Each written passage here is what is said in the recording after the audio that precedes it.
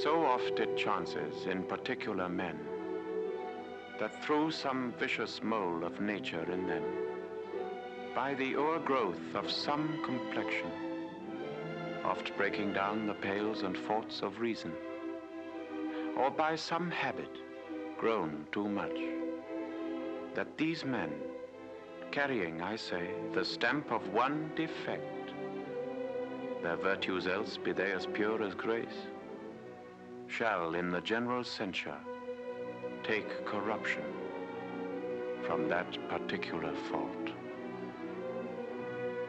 This is the tragedy of a man who could not make up his mind.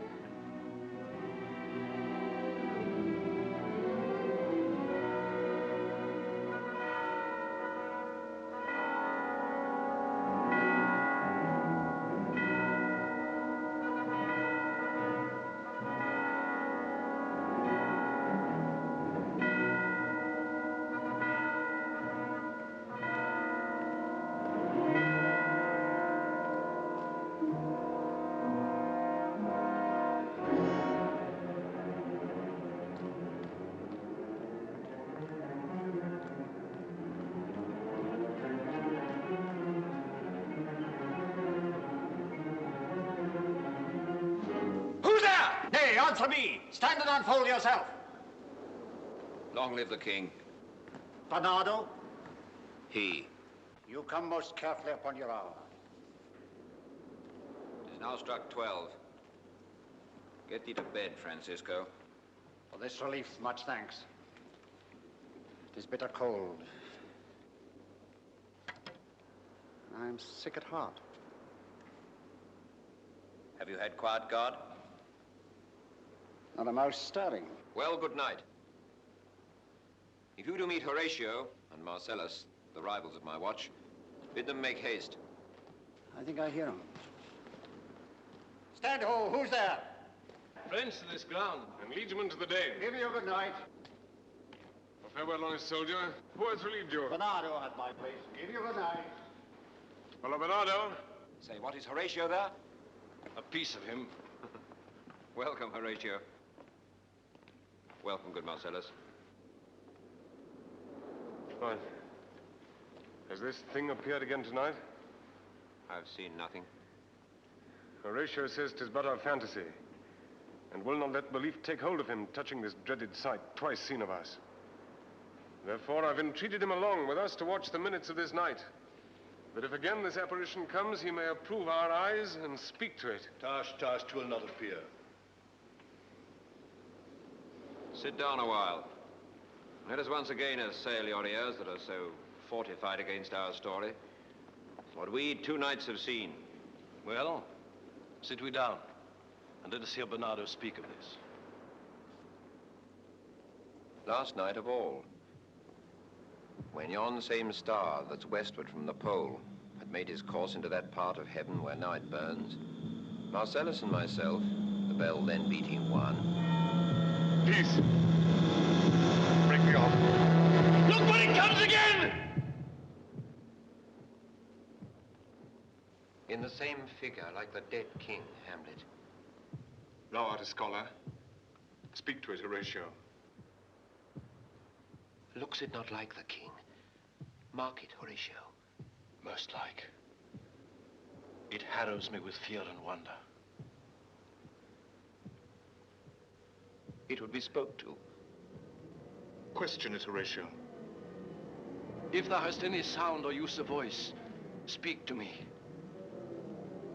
If there be any good thing to be done, that may to thee do ease and grace to me, oh, speak.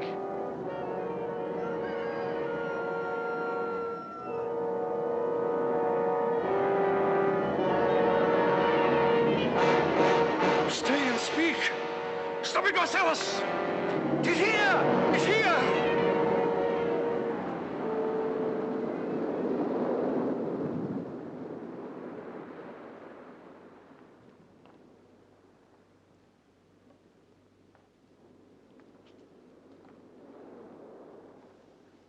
Tis gone, and will not answer.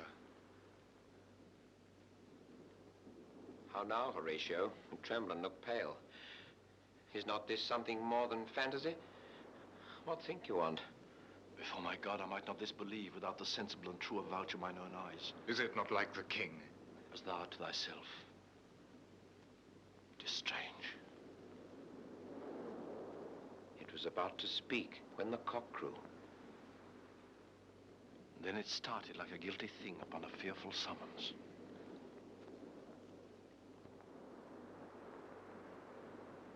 I've heard a cock that is the herald to the morn doth with his lofty and shrill-sounding throat awake the god of day. And at its warning, the wandering and uneasy spirit hies to its confine. Faded on the crowing of the cock.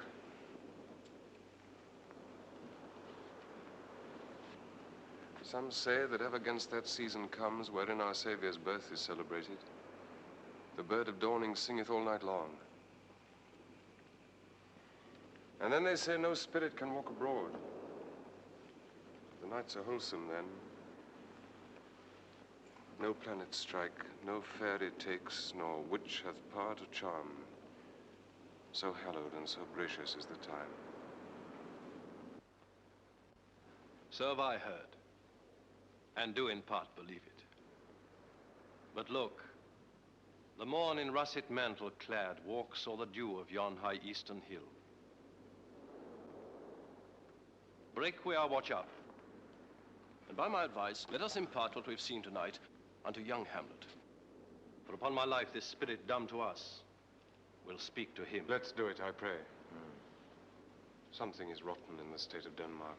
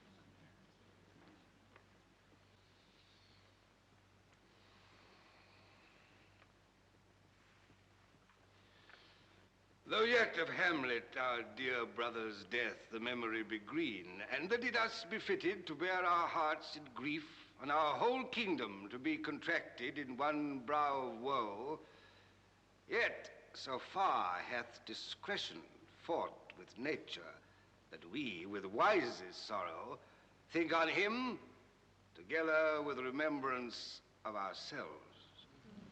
Therefore, our sometime sister, now our queen, have we, as 'twere, with a defeated joy, with mirth in funeral, and with dirge in marriage, in equal scale, weighing delight and dole, taken to wife. Nor have we herein barred your better wisdoms, which have freely gone with this affair along, for all our thanks. And now, Laertes, what's the news with you? You told us of some suit. What is, Laertes? You cannot speak of reason to the Dane and lose your voice. What wouldst thou beg, Laertes, that shall not be my offer, not thy asking? The head is not more native to the heart, the hand more instrumental to the mouth, than is the throne of Denmark to thy father. What wouldst thou have, Laertes?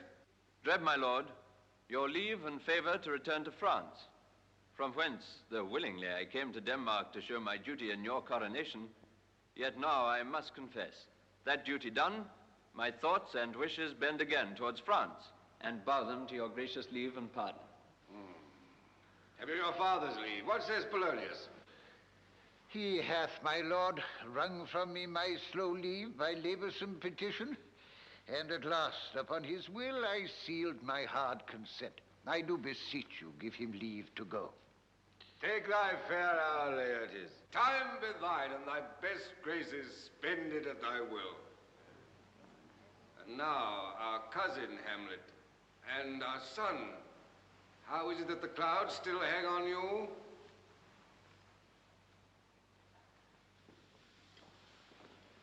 Good Hamlet, cast thy nighted colour off, and let thine eye look like a friend on Denmark. Do not forever with thy lowered lids seek for thy noble father in the dust. Thou know'st 'tis common. All that lives must die, passing through nature to eternity. Aye, madam, it is common. If it be, why seems it so particular with thee? Seems, madam? Nay, it is, I know not seems. 'Tis not alone my inky cloak, good mother, nor customary suits of solemn black, together with all forms, modes, shows of grief that can denote me truly. These indeed seem, for they are actions that a man might play. But I have that within which passeth show, these but the trappings and the suits of woe. 'Tis sweet and commendable in your nature, Hamlet, to give these mourning duties to your father. But you must know, your father lost a father, that father lost his, and the survivor bound in filial obligation for some term to do obsequious sorrow. But to persist in obstinate condolement is a course of impious stubbornness, 'tis unmanly grief. A fault to heaven, a fault against the dead, a fault to nature, to reason, most absurd, whose common theme is death of fathers, and who still hath cried from the first corpse till he that died today. This must be so. Why should we, in our peevish opposition, take it to heart? We pray you throw to earth this unprevailing woe, and think of us as of a father. For let the world take note, you are the most immediate to our throne, and with no less nobility of love than that which dearest father bears his son, do I impart towards you.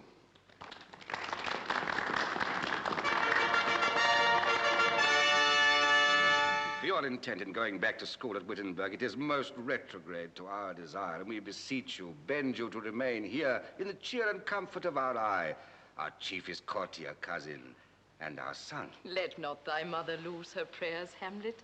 I pray thee stay with us. Go not to Wittenberg. I shall in all my best obey you, madam. Why, it is a loving and a fair reply. Be as ourself in Denmark. Madam, come. This gentle and unforced accord of Hamlet sits smiling to my heart. In grace whereof no jocund health that Denmark drinks today, but the great cannons to the clouds shall tell, and the king's carouse the heavens shall roar again, re-speaking earthly thunder. Come, away!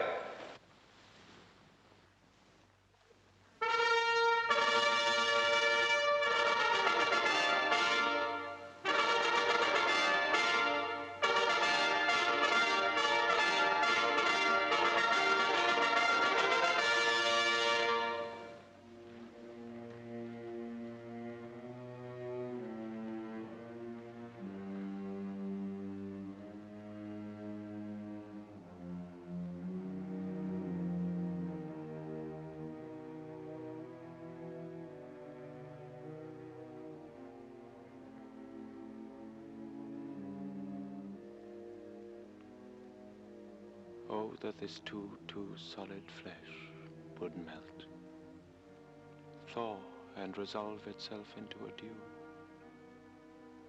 Or that the everlasting had not fixed his cannon against self-slaughter.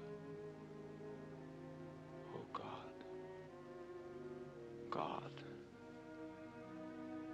how weary, stale, flat, and unprofitable seem to me all the uses of this world. Fie on't, ah fie. 'Tis an unweeded garden that grows to seed. Things rank and gross in nature possess it merely. That it should come to this, but 2 months dead. Nay, not so much, not 2.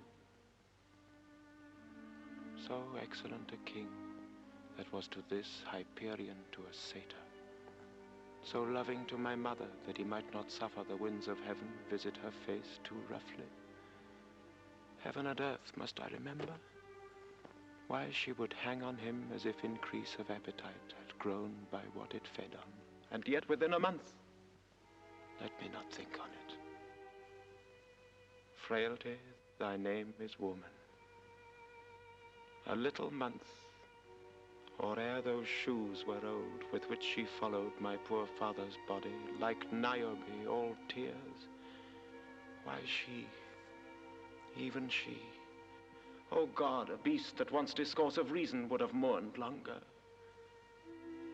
married with my uncle, my father's brother, but no more like my father than I to Hercules. Within a month, she married. Oh, most wicked speed to post with such dexterity to incestuous sheets. It is not, nor it cannot come to good, but break my heart, for I must hold my tongue.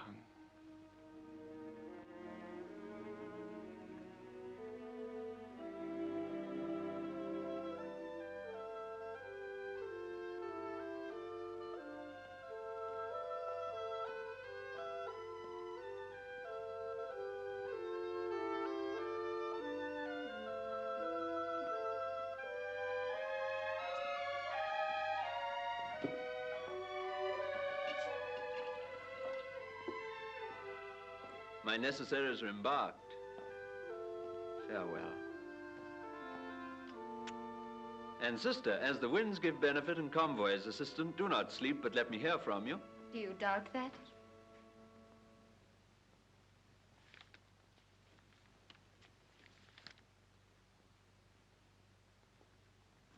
For Hamlet and the trifling of his favor.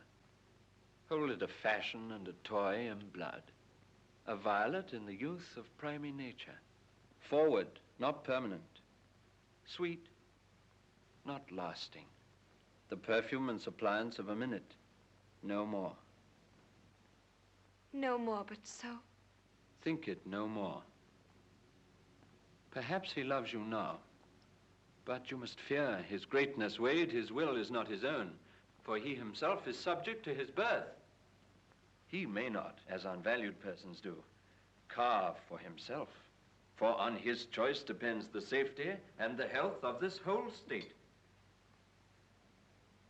Then weigh what loss your honor may sustain if with too willing ear you list his songs, or lose your heart, or your chaste treasure open to his unmastered importunity. Be wary then. Best safety lies in fear.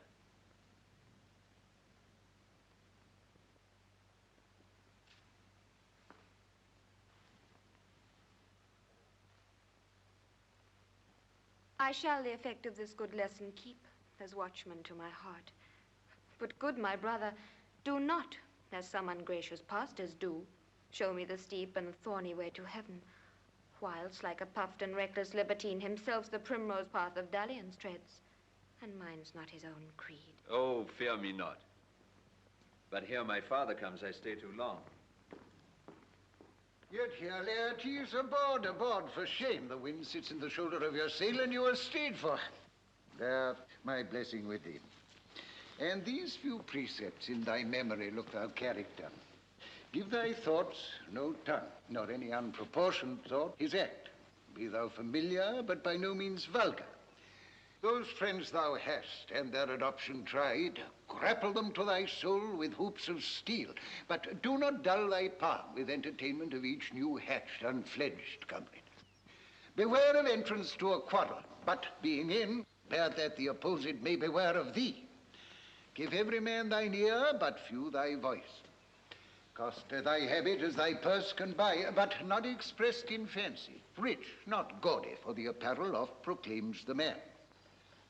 Neither a borrower nor a lender be, for loan oft loses both itself and friend, and borrowing dulls the edge of husbandry. This above all, to thine own self be true, and it must follow as the night the day, thou canst not then be false to any man.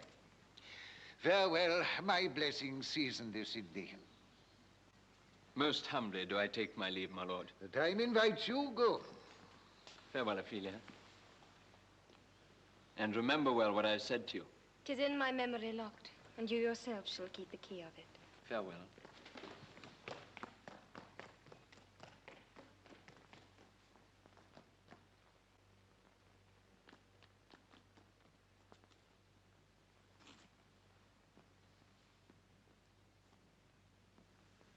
What is to Ophelia he hath said to you?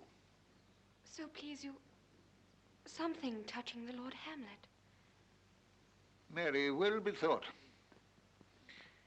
Yes. What is between you? Give me up the truth. He hath, my lord, of late made many tenders of his affection to me. Affection? Pooh! You speak like a green girl, unshifted in such perilous circumstance. Do you believe his tenders, as you call them? I do not know, my lord, what I should think. Mary, I'll teach you. Think yourself a baby. I would not, in plain terms, from this time forth, have you give words or talk with the Lord Hamlet. Look to it, I charge you.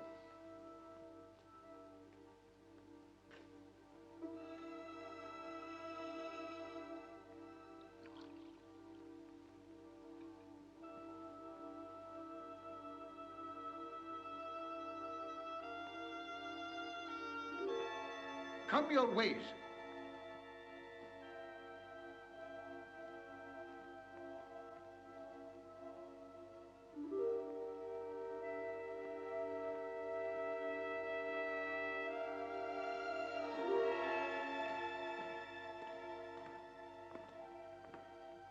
Hail to your lordship.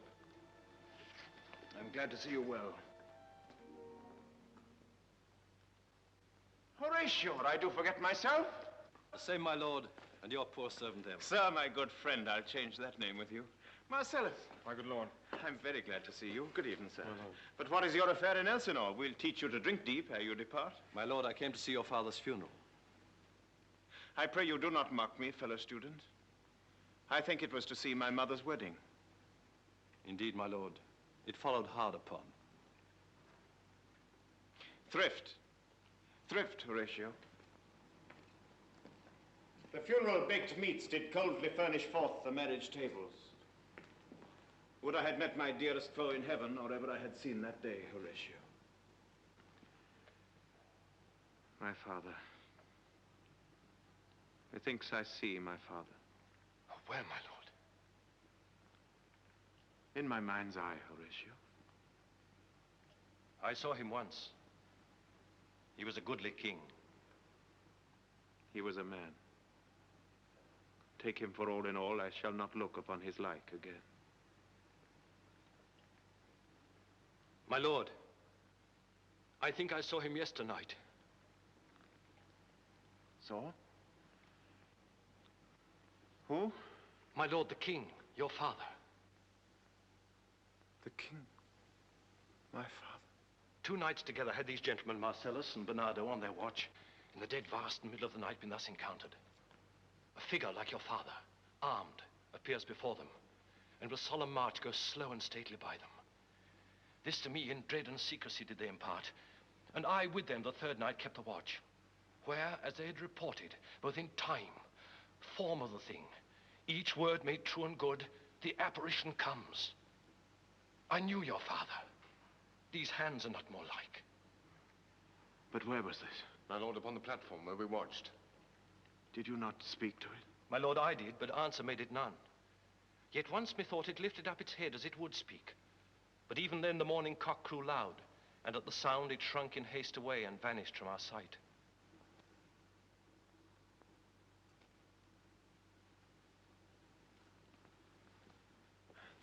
It is very strange.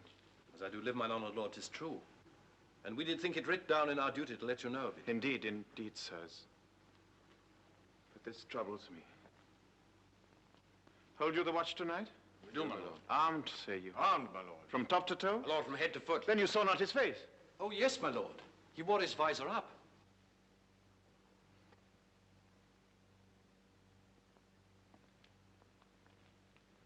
What looked he, frowningly? A countenance more in sorrow than in anger. And fixed his eyes upon you? Most constantly. I would I had been there. It would have much amazed you. Very like, very like. Stayed it long? While one with moderate haste might tell 100. Longer. Longer! Not when I saw it. His beard was grizzled, no? It was as I've seen it in his life. A sable silvered. I will watch tonight, perchance will walk again. I warrant it will. I pray you all, if you have hitherto concealed this sight, and whatsoever else shall hap tonight, give it an understanding, but no tongue. I will requite your love, so fare you well. Upon the platform, twixt 11 and 12, I'll visit you. Our duty, Your loves as mine to you. Farewell.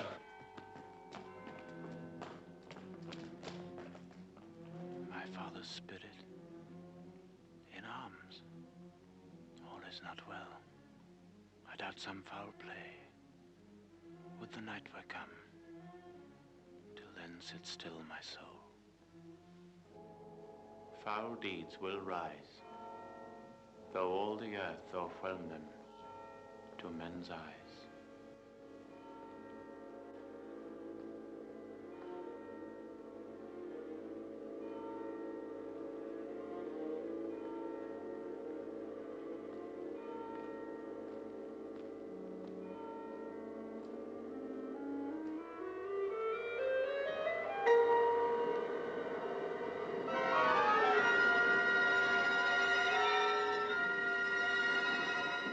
Bite shrewdly.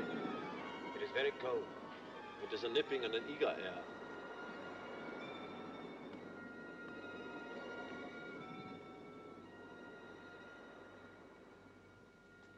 What hour now? I think it lacks of 12. No, it is struck. Indeed. I heard it not. Then draws near the season wherein the spirit has his wont to walk.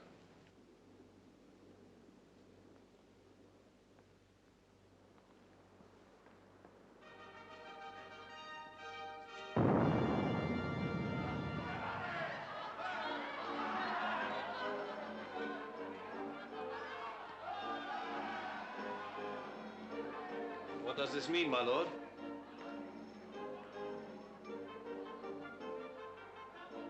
The king doth wake tonight and makes carouse, keeps wassail and the swaggering upspring reels, and as he drains his draughts of Rhenish down, the kettle drum and trumpet thus bray out the triumph of his pledge. Is it a custom? Aye, merriest. But to my mind, though I am native here and to the manor born, it is a custom more honored in the breach than the observance. This heavy-headed revel, east and west, makes us traduced and mocked by other nations. They call us drunkards, and with swinish phrase soil our reputation. And indeed, it takes from our achievements, though performed at height.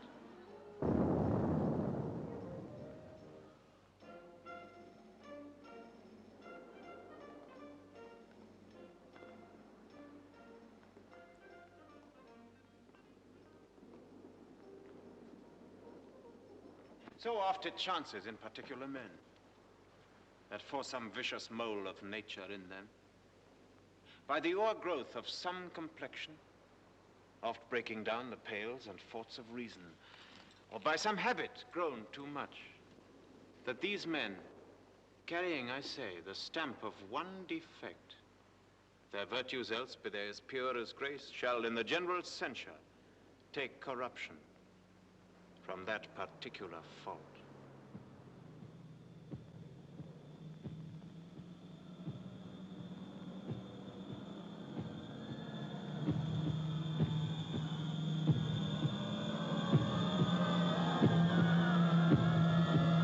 Angels and ministers of grace defend us. Look, my lord, it comes!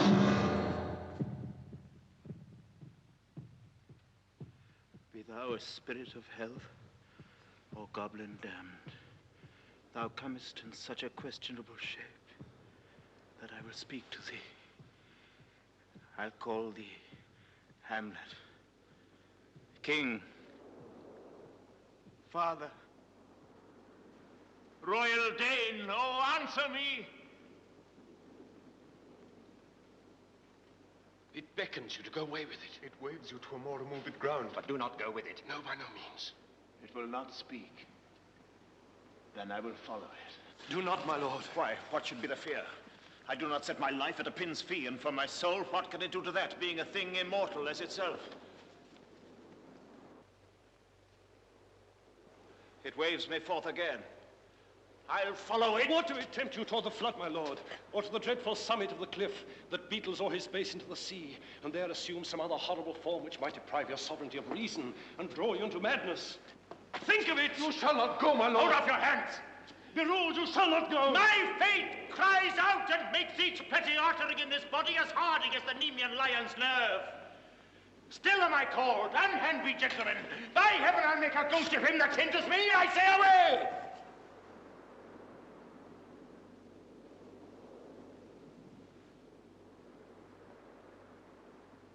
Go on. I'll follow thee.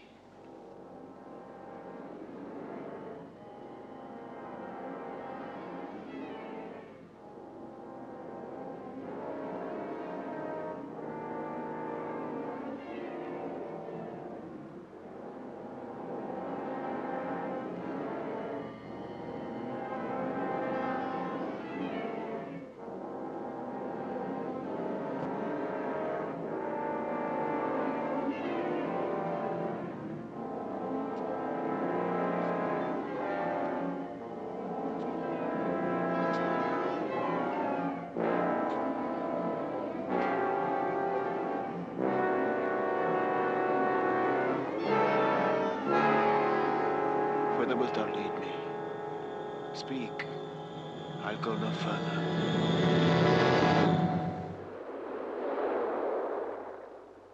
Mark me. I will. I am thy father's spirit, doomed for a certain time to walk the night, and for the day confined to fast in fires, till the foul crimes done in my days of nature are burned and purged away. Alas, poor ghost. List, List, oh list, if thou didst ever thy dear father love. God. Revenge is foul and most unnatural murder. Murder. Murder most foul as in the best it is, but this most foul, strange, and unnatural. Haste me to know it, that I with wings as swift as meditation or the thoughts of love may sweep to my revenge. Now, Hamlet, hear. 'Tis given out that sleeping in my orchard a serpent stung me.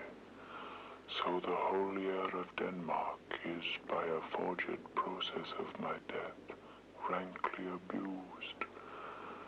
But know thou, noble youth, the serpent that did sting thy father's life now wears his crown. Oh, my prophetic soul. My uncle. I, that incestuous, that adulterate beast, with traitorous gifts won to his shameful lust the will of my most seeming virtuous queen. O Hamlet, what a falling off was there, but soft. Methinks I scent the morning air, brief let me be. Sleeping within my orchard, my custom always in the afternoon, upon my quiet hour thy uncle stole, with juice of cursed hemlock in a vial, and in the porches of my ears did pour the leprous distilment, whose effect holds such an enmity with blood of man, that swift as quicksilver it courses through the natural gates and alleys of the body. Thus was I sleeping by a brother's hand, of life, of crown, of queen, at once dispatched, cut off, even in the blossoms of my sin, no reckoning made, but sent to my account with all my imperfections on my head. Oh, horrible. Horrible. Most horrible. If thou hast nature in thee, bear it not. Let not the royal bed of Denmark be a couch for luxury and damned incest. But howsoever thou pursuest this act, taint not thy mind, nor let thy soul contrive against thy mother aught. Leave her to heaven. Fare thee well at once. The glowworm shows the matin to be near, and begins to pale his uneffectual fire. Adieu, adieu, adieu. Remember me.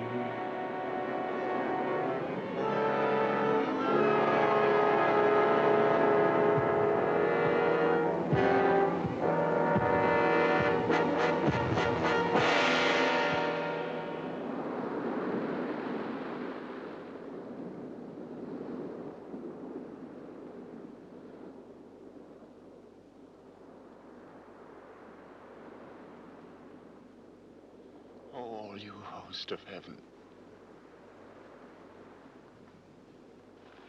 O earth, what else shall I couple hell? Hold my heart. Remember thee. Aye, thou poor ghost, while memory holds a seat in this distracted globe. Remember thee? Yea, from the table of my memory I'll wipe away all trivial fond records that youth and observation copied there, and thy commandment all alone shall live within the book and volume of my brain, unmixed with baser matter. Yes! By heaven! Most pernicious woman. Oh, villain! Villain! Smiling, damned villain. So, uncle, there you are. Now to my word.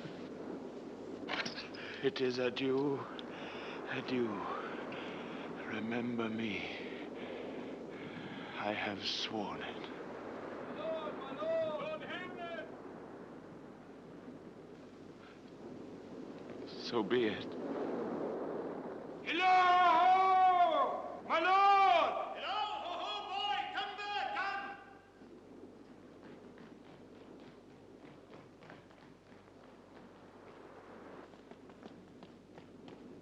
How is my noble lord? What news, my Oh, lord? wonderful! Would my lord tell it? No. You will reveal it. Not I, my lord. How say you then? Would heart of man once think it? But you'll be secret. Aye, my lord, my lord. There's ne'er a villain dwelling in all Denmark.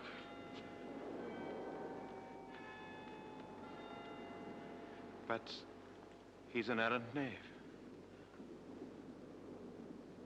There needs no ghost, my lord, come from the grave to tell us this. Why, right. You are in the right. And so, without more circumstance at all, I hold it fit that we shake hands and part.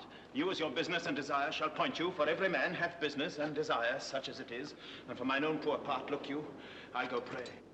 These are but wild and whirling words, my lord. I'm sorry they offend you, heartily. Yes, faith, heartily. There's no offense, my lord. Yes, by St. Patrick, but there is, Horatio, and much offense, too. Touching this vision here, it is an honest ghost, that let me tell you. For your desire to know what is between us, or master it as you may. And now, good friends, as you are friends, scholars and soldiers, give me one poor request. What is, my lord, we will? Never make known what you have seen tonight. My lord, We will not. Never swear it. In faith, my lord. Not I. Not I, my lord, in faith. Upon my sword. We've sworn, my lord, already. Indeed, upon my sword, indeed. Oh, day and night, but this is wondrous strange. And therefore, as a stranger, give it welcome. There are more things in heaven and earth, Horatio, than are dreamt of in your philosophy. But come, never, so help you mercy, how strange or odd soe'er I bear myself, as I perchance hereafter shall think fit to put an antic disposition on, that you at such times, seeing me, never shall, by the pronouncing of some doubtful phrase, as well, we know, or we could, and if we would, or such ambiguous giving out, denote that you know aught of me. This do swear, so grace and mercy at your best need help you.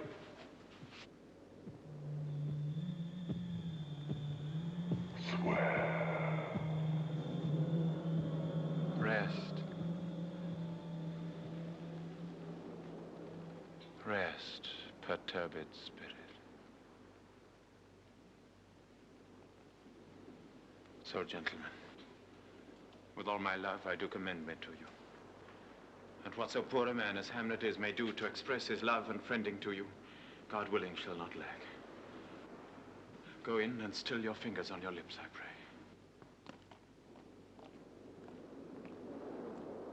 The time is out of joint.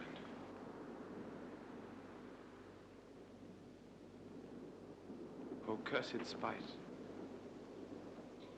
that ever I was born to set it right. Come, let's go together.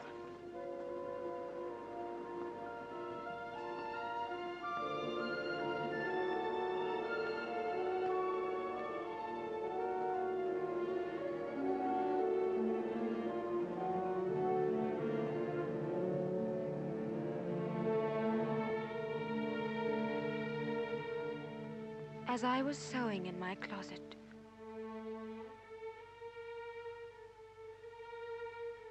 Lord Hamlet, with his doublet all unlaced,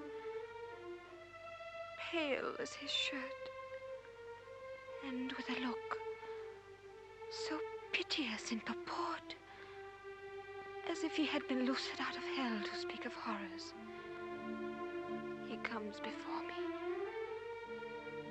He took me by the wrist and held me hard. Then goes he to the length of all his arm, and with his other hand thus o'er his brow, he falls to such perusal of my face as he would draw it. Long stayed he so. At last, a little shaking of mine arm, and thrice his head thus waving up and down. He raised a sigh, so piteous and profound, as it did seem to shatter all his bulk and end his being. That done, he let me go, and with his head over his shoulder turned, he seemed to find his way without his eyes, for out of doors he went without their help, and to the last bended their light on me.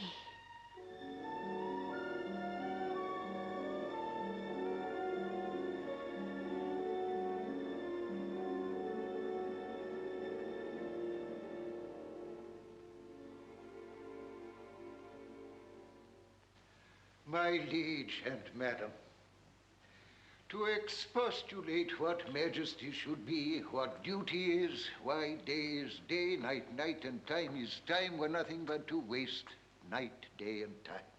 Therefore, since brevity is the soul of wit, and tediousness the limbs and outward flourishes, I will be brief. Your noble son is mad. Mad, call I it, for to define true madness, what is but to be nothing else but mad. More matter with less art. Madam, I swear I use no art at all. And that he is mad, 'tis true. 'Tis true, 'tis pity, and pity 'tis true. A foolish figure, but farewell it, for I will use no art. Thus it remains, and the remainder thus append. I have a daughter, have while she is mine, who in her duty and obedience, mark, hath given me this. Now gather and surmise. To the celestial and my soul's idol, the most beautified Ophelia. It's an ill phrase, a vile phrase. Beautified is a vile phrase, but you shall hear. Thus, in her excellent white bosom, these, etc. Came this from Hamlet to her? Good madam, stay a while, I will be faithful. Doubt thou the stars are fire, doubt that the sun doth move, doubt truth to be a liar, but never doubt I love. Oh, dear Ophelia, I am ill at these numbers, I have not art to reckon my groans. But that I love thee best, O most best, believe it. Adieu, thine evermore, most dear lady, while this frame is to him, Hamlet. This in obedience hath my daughter shown me, and more above hath his solicitings, as they fare out by time, by means, and place, all given to mine ear. But how hath she received his love? What do you think of me? As of a man faithful and honorable. I would fain prove so. But what might you think when I had seen this hot love on the wing? If I had looked upon this love with idle sight, what might you think? No, I went round to work, and my young mistress thus I did bespeak. Lord Hamlet is a prince, out of thy star, this must not be.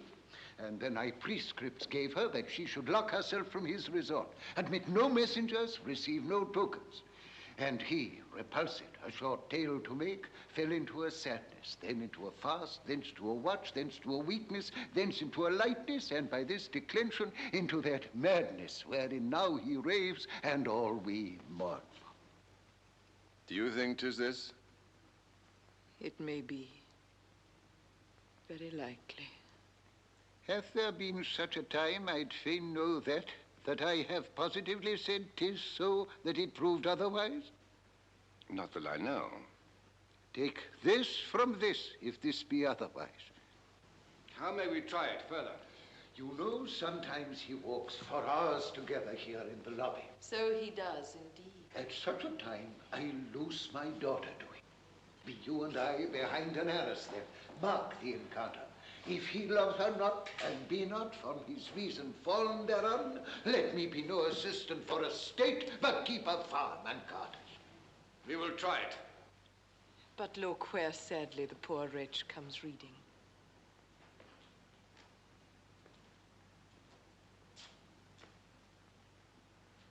Away, I do beseech you both, away. I'll board him presently. Oh, give me leave.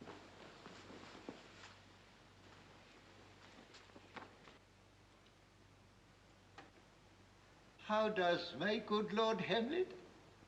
Well, God have mercy. Do you know me, my lord? Excellent well. You are a fishmonger. Not I, my lord. Then I would you were so honest a man. Honest, my lord? Aye, sir. To be honest, as this world goes, is to be one man picked out of 10,000. That's very true, my lord. For if the sun breed maggots in a dead dog... Have you a daughter? I have, my lord. Let her not walk i' the sun. Conception is a blessing, but as your daughter may conceive. Friend, look to it. How say you by that? Still harping on my daughter. Yet he knew me not at first. He said I was a fishmonger. He's far gone, far gone. But I'll speak to him again.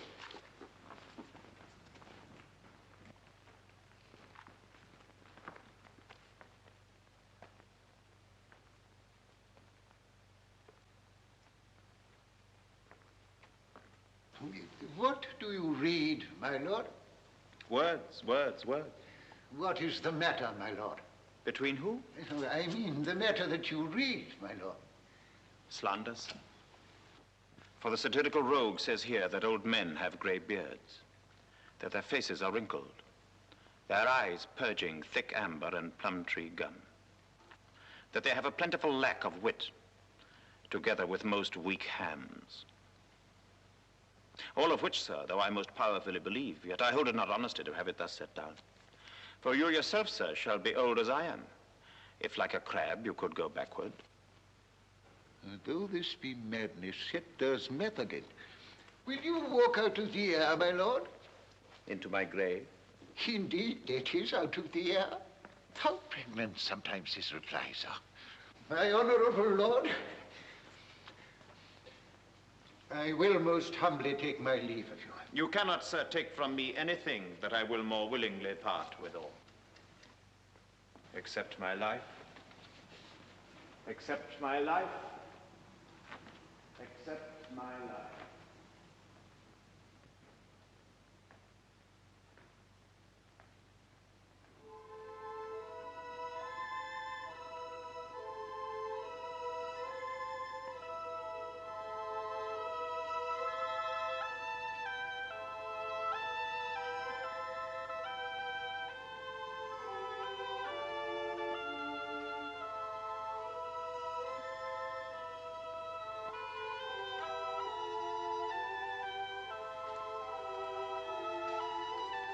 Read on this book.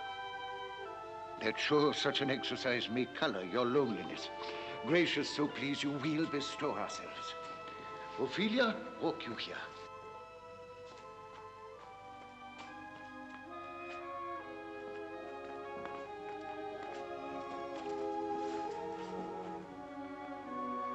Let's withdraw, my lord.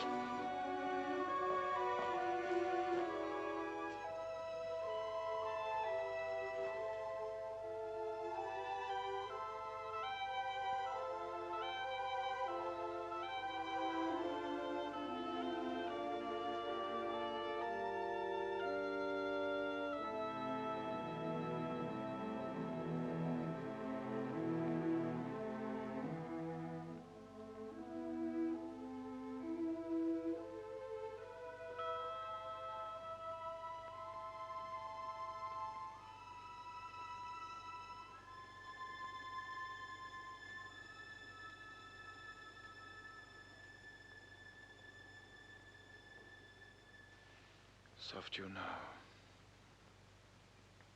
the fair Ophelia.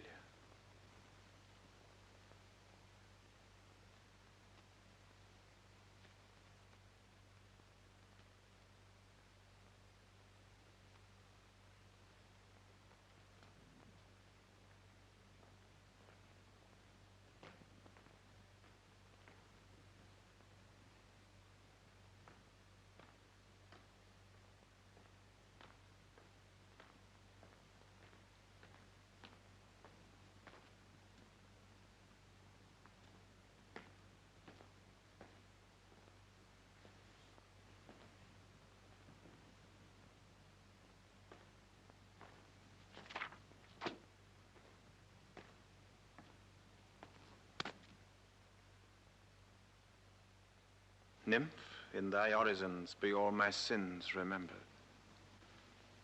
Good my lord.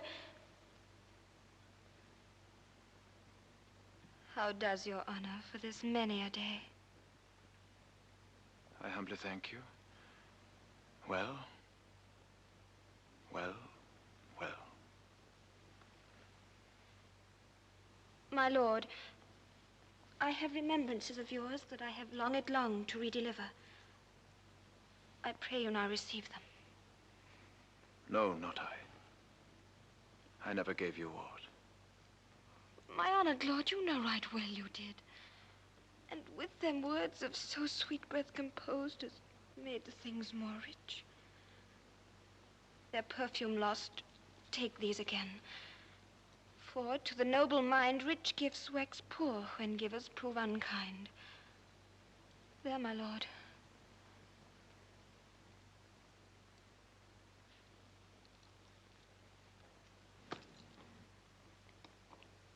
Are you honest?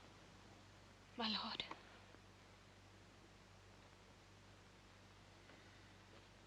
I did love you once. Indeed, my lord, you made me believe so. You should not have believed me. Get thee to a nunnery. Why wouldst thou be a breeder of sinners? I am myself indifferent honest, but yet I could accuse me of such things that it were better my mother had not borne me. I am very proud, revengeful, ambitious. More offenses at my beck than I have thoughts to put them in, imagination to give them shape or time to act them in. What should such fellows as I do, crawling between heaven and earth? We are arrant knaves all, believe none of us. Go thy ways to a nunnery. Where's your father? At home, my lord. Let the doors be shut upon him, that he may play the fool nowhere but in his own house. Farewell! Oh, help me, you sweet heaven. I have heard of your paintings too well enough. God hath given you one face and you make yourselves another. You jig, you amble, you lisp, you nickname God's creatures and make your wantonness your ignorance. Get thee to a nunnery and quickly too. Farewell! Or if thou wilt needs marry a fool, for wise men know well enough what monsters you make of them. Go to, I know more of it! It hath made me mad. I say we will have no more marriages. Those that are married already, all but one shall live. The rest shall stay as they are.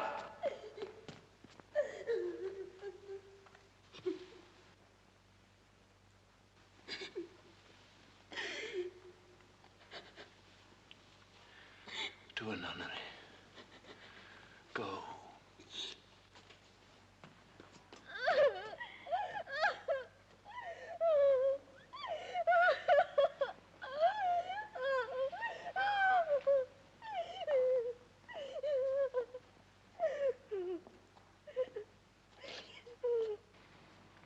Love, his affections do not that way tend. Nor what he spake, though it lacked form a little, was not like madness. There's something in his soul, for which his melancholy sits on brood.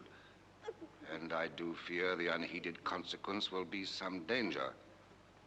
The which to prevent, I have in quick determination thus set it down. He shall with speed to England. Haply the seas and countries different with variable objects shall expel this something settled matter in his heart. What think you on't? It shall do well, but yet I do believe the origin and commencement of his grief sprung from neglected love. How now, Ophelia? You need not tell us what Lord Hamlet said. We heard it all. My lord, do as you please. It shall be so. Madness in great ones must not unwatched go.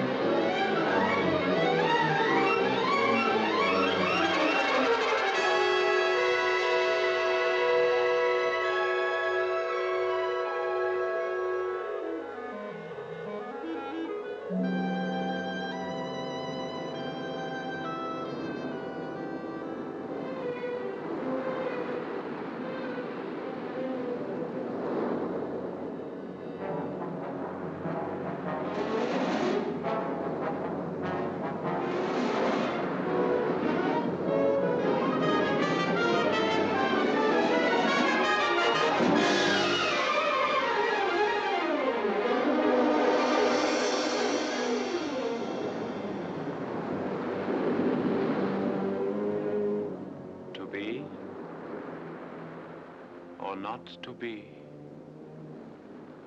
That is the question.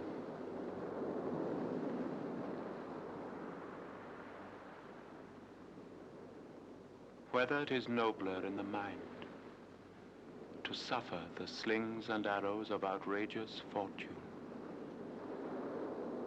or to take arms against a sea of troubles, and by opposing, end them. To die, to sleep no more, and by a sleep to say we end the heartache and the thousand natural shocks that flesh is heir to. 'Tis a consummation devoutly to be wished, to die, to sleep, to sleep. A chance to dream. Aye, there's the rub. For in that sleep of death, what dreams may come when we have shuffled off this mortal coil must give us pause. There's the respect that makes calamity of so long life. For who would bear the whips and scorns of time, the oppressor's wrong, the proud man's contumely, the pangs of despised love, the law's delays, the insolence of office, and the spurns that patient merit of the unworthy takes, when he himself might his quietus make with a bare bodkin? Who would fardels bear, to grunt and sweat under a weary life, but that the dread of something after death, the undiscovered country from whose bourne no traveler returns, puzzles the will, and makes us rather bear those ills we have than fly to others that we know not of.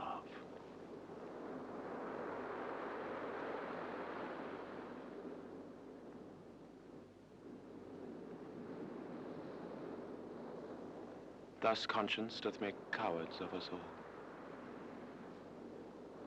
And thus the native hue of resolution is sicklied o'er with the pale cast of thought.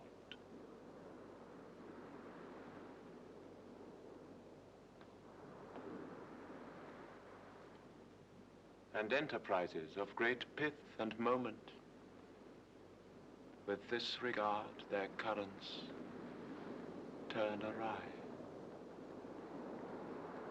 and lose the name of action.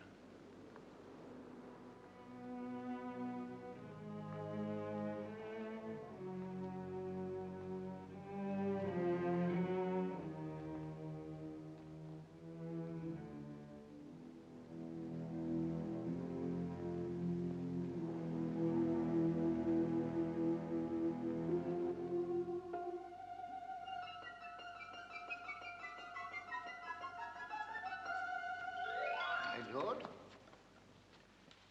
I have news to tell you. The actors are come hither, my lord.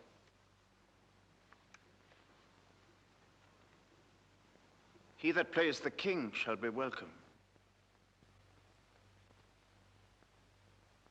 The best actors in the world, either for tragedy, comedy, history, pastoral, pastoral comical, historical pastoral, tragical historical, tragical comical historical pastoral. Seneca cannot be too heavy, nor Plautus too light, for these are the only men.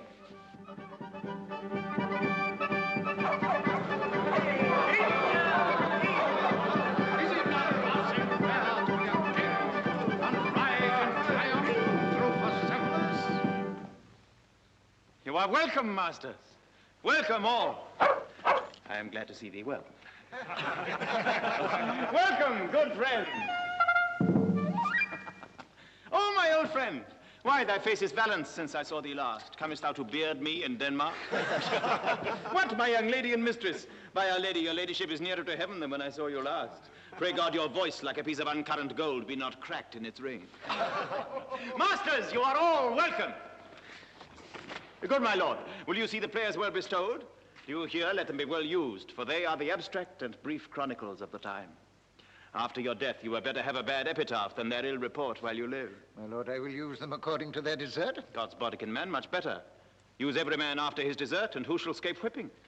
Use them after your own honor and dignity. The less they deserve, the more merit is in your bounty. Take them in. Come, sirs. Follow him, friends. We'll hear a play tomorrow.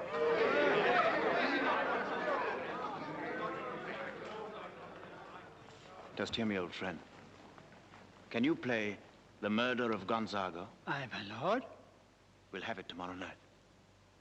You could, for a need, study a speech of some 12 or 16 lines that I would set down and insert in it, could you not? Aye, my lord. Very well. Follow that law. And look you mock him not.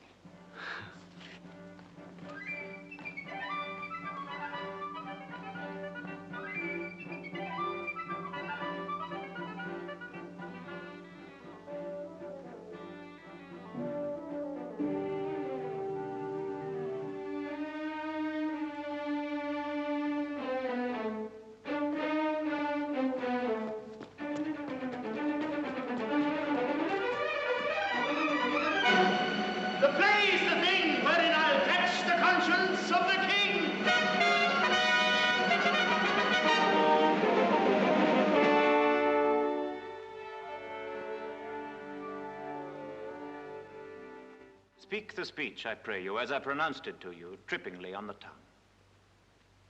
But if you mouth it, as many of your players do, I had as lief the town crier spoke my lines. No, do not saw the air too much with your hand thus, but use all gently. For in the very torrent, tempest, and as I may say, whirlwind of your passion, you must acquire and beget a temperance that may give it smoothness. Oh, it offends me to the soul to hear a robustious, periwig-pated fellow tear a passion to tatters, to split the ears of the groundlings, who for the most part are capable of nothing but inexplicable dumb shows and noise. I would have such a fellow whipped, that out Herods Herods. Pray you avoid it. I warrant your honor. Be not too tame neither, but let your own discretion be your tutor. Suit the action to the word to the action, with this special observance that you o'erstep not the modesty of nature. For anything so overdone is from the purpose of playing, whose end, both at the first and now, was and is to hold as 'twere the mirror up to nature, to show virtue her own feature, scorn her own image, and the very age and body of the time, his form and pressure. Now this, overdone, though it make the unskillful laugh, cannot but make the judicious grieve, the censure of which one must, in your allowance, outweigh a whole theatre of others.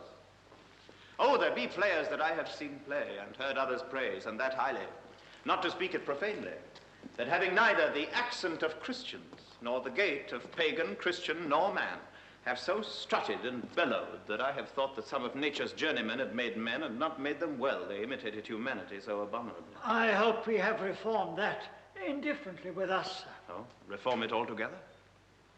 And let those that play your clown speak no more than is set down for them. For there be of them that will themselves laugh to set on some barren quantity of spectators to laugh to, though in the meantime some necessary question of the play be then to be considered. That's villainous, and shows the most pitiful ambition in the fool that uses it.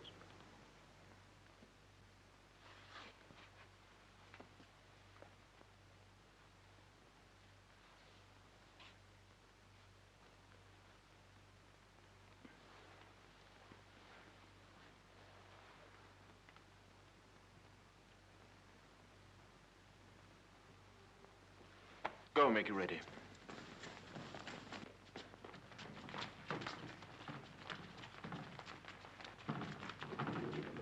How now, my lord, will the king hear this piece of work? And the queen too, and that presently. Bid the players make haste. Aye, my lord.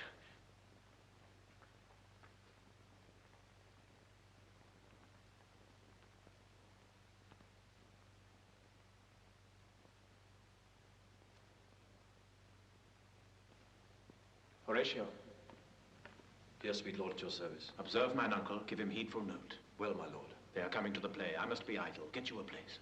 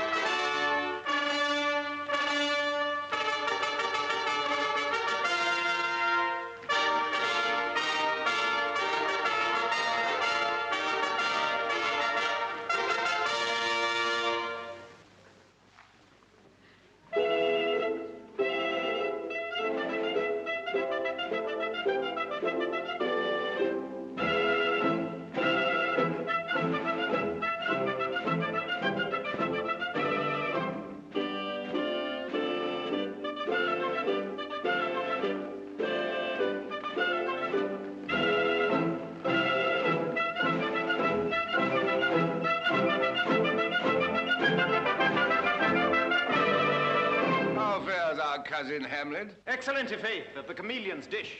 I eat the air, promise crammed. You cannot feed capons so. I have nothing with this answer, Hamlet. These words are not mine. No, nor mine now. My lord, you played once at the university, you said.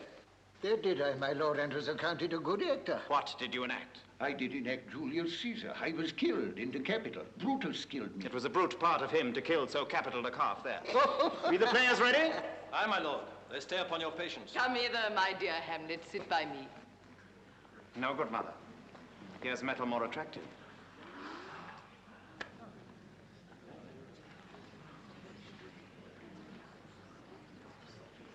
Oh, did you mark that? Lady, shall I lie in your lap?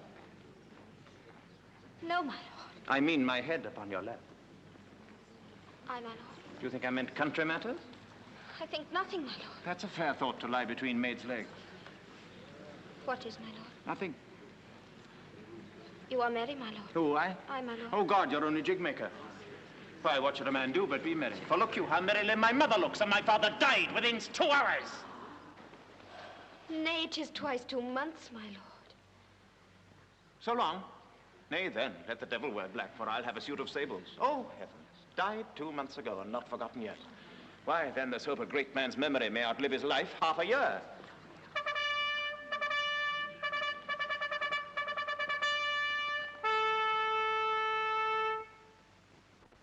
For thus and for our tragedy, here stooping to your clemency, we beg your hearing patiently.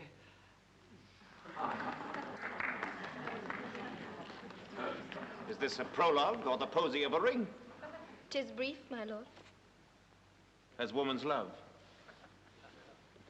You are keen, my lord, you are keen. It will cost you a groaning to take off mine edge.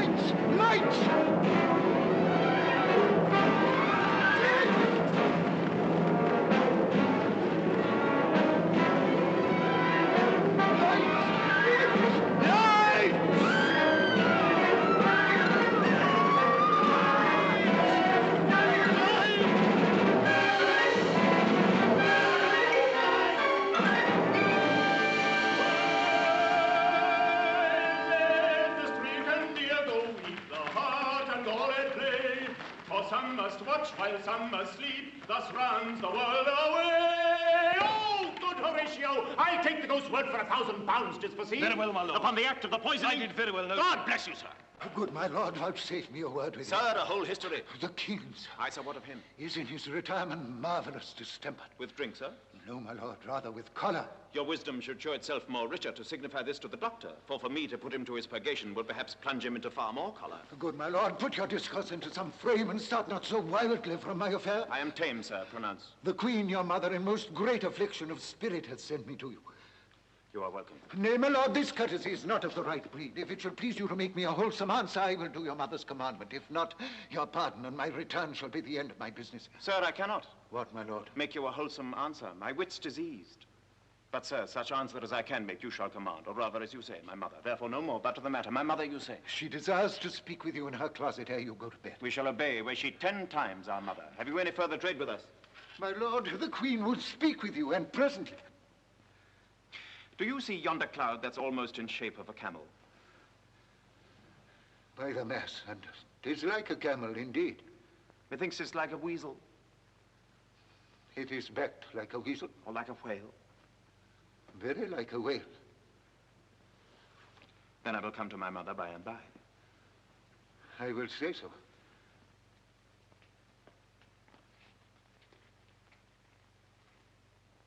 By and by is easily said.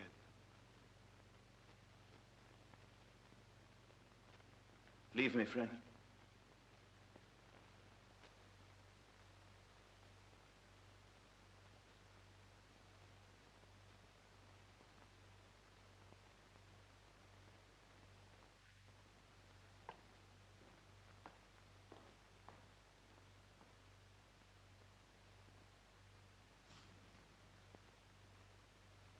Tis now the very witching time of night, when churchyards yawn and hell itself breathes out contagion to this world.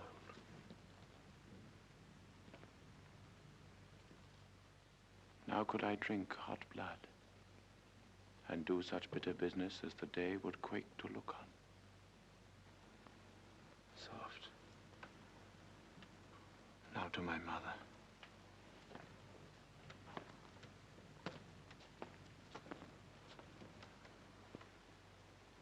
O heart, lose not thy nature. Let not ever the soul of Nero enter this firm bosom. Let me be cruel, not unnatural. I will speak daggers to her, but use none.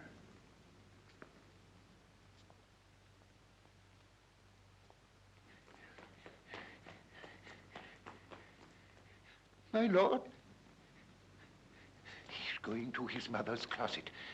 Behind the arras, I'll conceal myself to hear the process. I'll warrant she'll take him home, and as you said, and wisely was it said, 'tis meet that some more audience than a mother, since nature makes them partial, should o'erhear the speech of vantage. Fare you well, my liege. I'll call upon you ere you go to bed and tell you what I know. Thanks, dear my lord.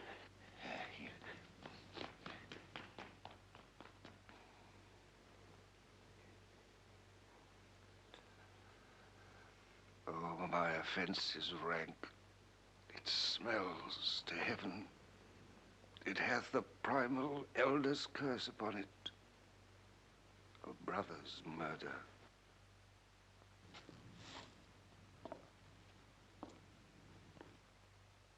Pray, can I not, though inclination be as sharp as will,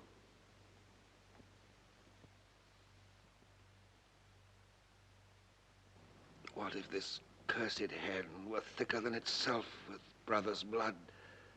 Is there not rain enough in the sweet heavens to wash it white as snow?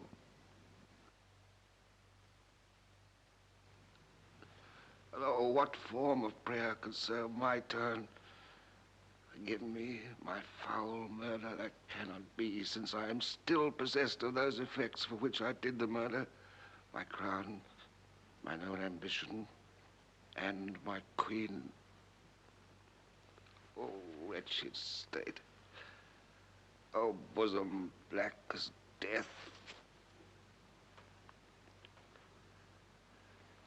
Help, angels. All may yet be well.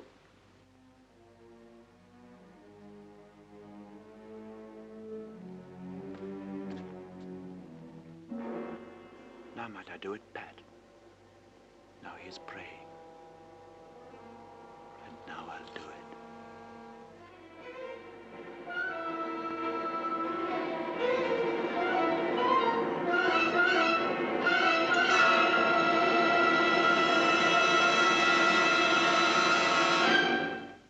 And so he goes to heaven. And so am I revenged. That would be thought on. A villain kills my father, and for that I, his sole son, do this same villain send to heaven. Oh, this is hire and salary, and not revenge. He took my father, all his crimes full blown, as flush as May. And how his audit stands, who knows, save heaven? But in our circumstance and course of thought, 'tis heavy with him. And am I then revenged to take him in the purging of his soul when he is fit and seasoned for his passage? No. Up, sword, and know thou a more dark intent when he is drunk, asleep, or in his rage, or in the incestuous pleasure of his bed, at gaming, swearing, or about some act that has no relish of salvation in it. Then trip him, that his heels may kick at heaven, and that his soul may be as damned and black as hell whereto it goes. My mother stays. This physic but prolongs thy sickly days.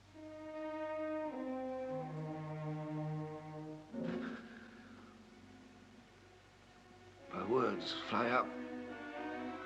My thoughts remain below.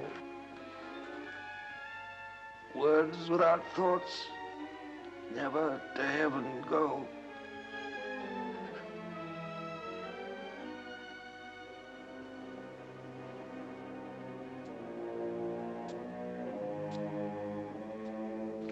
He will come straight. Look you, lay hold to him.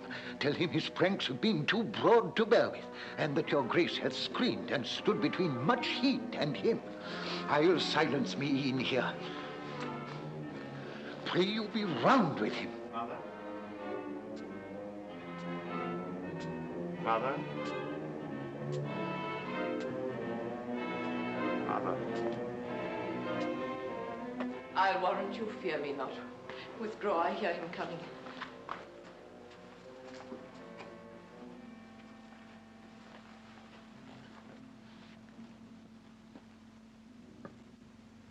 Now, Mother, what's the matter? Hamlet, thou hast thy father much offended. Mother, you have my father much offended. Come, you answer with an idle tongue. Go, go, you question with a wicked tongue. How now, Hamlet? What's the matter now? Have you forgotten me? No, by the rule, not so. You are the queen, your husband's brother's wife. And would it were not so, you are my mother. Nay, then I'll set those to you that can't speak. Come and sit you down, you shall not budge! You go not till I set you up a glass where you may see the inmost part of you. What wilt thou do? Thou wilt not murder me. Help! Help! Help! Help! Now, Help! a rat! Dead for a ducat! Dead!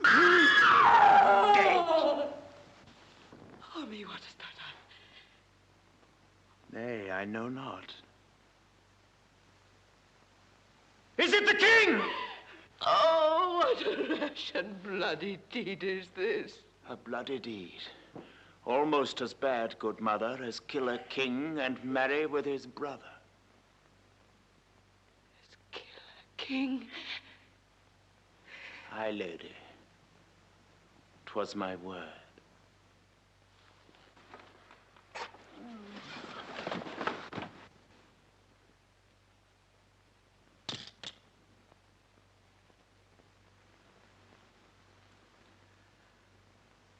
Thou wretched, rash, intruding fool. Farewell. I took thee for thy better. Take thy fortune. Thou find'st to be too busy is some danger. Leave wringing of the hands. Peace, sit you down and let me wring your heart, for so I shall if it be made of penetrable stuff. What have I done that thou darest wag thy tongue and noise so rude against me? Such an act that blurs the grace and blush of modesty, calls virtue hypocrite, takes off the rose from the fair forehead of an innocent love and sets a blister there, makes marriage vows as false as dice as oaths. Me what? Look here upon this picture, and on this. The counterfeit presentment of two brothers. See what a grace was seated on this brow. An eye like Mars to threaten and command. A stature like the herald Mercury new lighted on a heaven-kissing hill. A combination and a form indeed, where every god did seem to set his seal to give the world assurance of a man. This was your husband. Look you now what follows. Here is your husband, like a mildewed ear, blasting his wholesome brother. Have you eyes? You cannot call it love, for at your age the heyday in the blood is tame. It's humble and waits upon the judgment. And what judgment would step from this to this? What devil was that thus hath hoodwinked you? Oh, shame, where is thy blush? If hell can rise up in a matron's bones to flaming youth, let virtue be as well. Oh, Hamlet, speak no more. Thou turnest mine eyes into my very soul, and there I see such black and grained spots as will not lose their stain. Nay, but to live in the rank sweat of a lascivious bed, stewed in corruption, honeying and making love over the nasty sky. Speak to me no more. These words like daggers enter in mine ears no more, sweet Hamlet. A murderer and a villain, a slave that is not 20th part the worth of your true lord, a cutpurse of the empire and the throne, that from a shelf the precious diadem stole and put it in his pocket. A king of shreds and passes. Oh.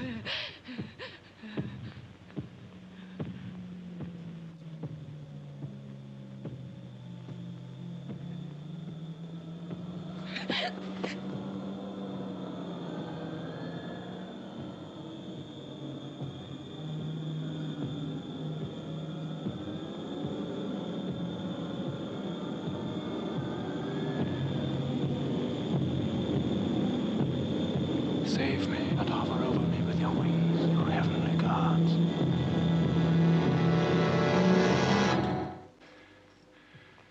What would your gracious figure? Alas, he's mad. Do you not come your tardy son to chide, that lapsed in time and passion lets go by the important acting of your dread command? Oh, say. Do not forget This visitation is but to whet thy almost blunted purpose.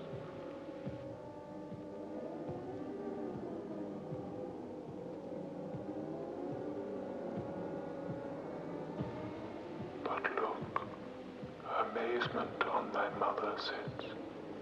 O step between her and her fighting soul.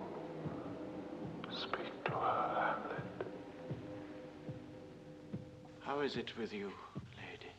Alas, how is't with you, that you do bend your eye on vacancy, and with the incorporeal air do hold discourse? O gentle sun, upon the heat and flame of thy distemper sprinkle cool patience. Whereon do you look? On him. On him. Look you how pale he glares. His form and cause conjoined, preaching to stones, would make them sensitive. Do not look upon me, lest with this piteous action you convert my stern intents. So I shed tears, not blood. To whom do you speak this?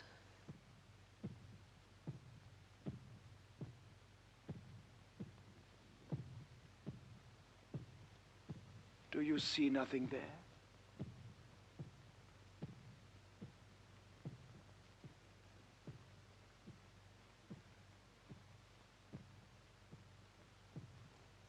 No, nothing at all. Yet all there is I see. Nor do you nothing here? No, nothing but ourselves. Why, look you there. Look where it steals away. My father in his habit as he lived. Look where he goes, even now, out at the portal.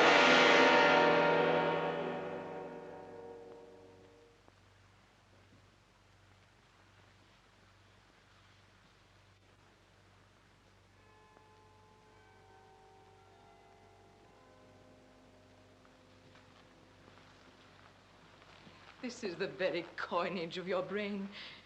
This bodiless creation madness is very cunning in. Madness?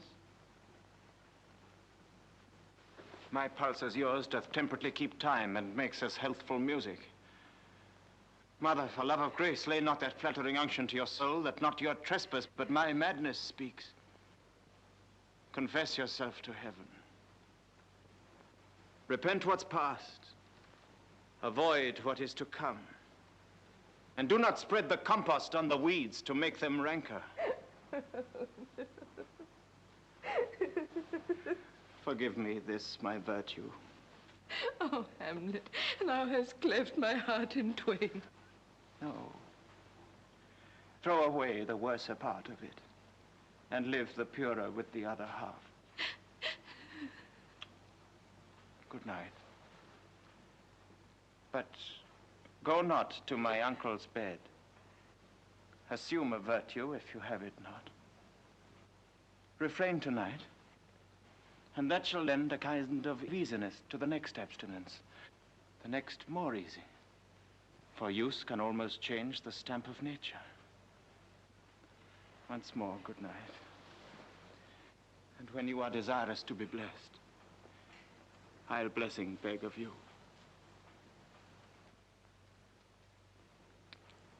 I must be cruel, only to be kind.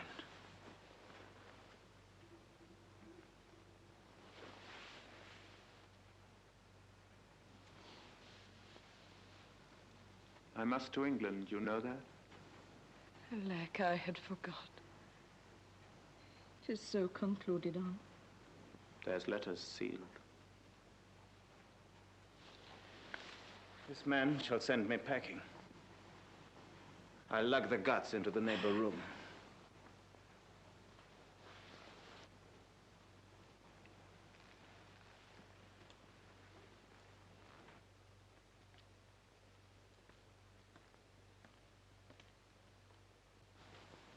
Indeed, this counselor is now most still, most secret, and most grave. That was in life a foolish, prating knave. Come, sir. To draw toward an end with you. Good night, Mother.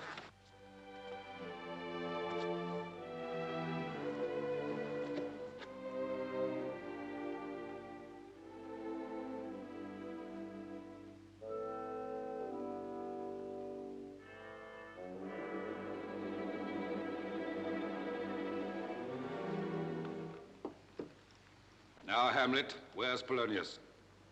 At supper. At supper? Where? Not where he eats, but where he is eaten.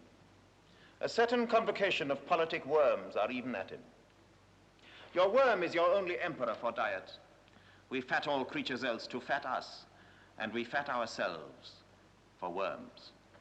Your fat king and your lean beggar is but variable service. 2 dishes, but to 1 table. That's the end. Alas, alas. A man may fish with the worm that hath eat of a king, and eat of the fish that hath fed of that worm. What dost thou mean by this? Nothing, but to show you how a king may go a progress through the guts of a beggar. Where is Polonius? In heaven. Send thither to see. If your messenger find him not there, seek him at the other place yourself. But indeed, if you find him not within this month, you shall nose him as you go up the stairs into the lobby. Go, seek him there. He will stay till you come.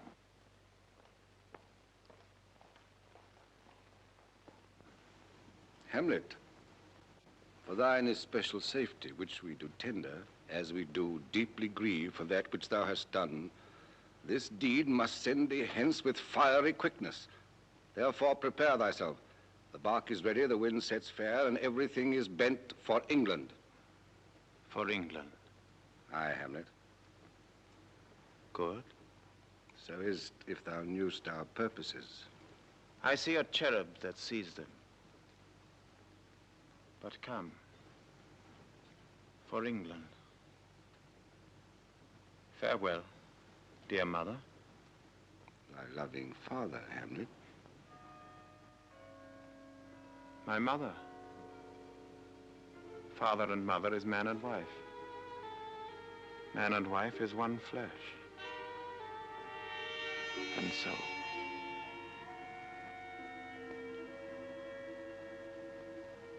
My mother.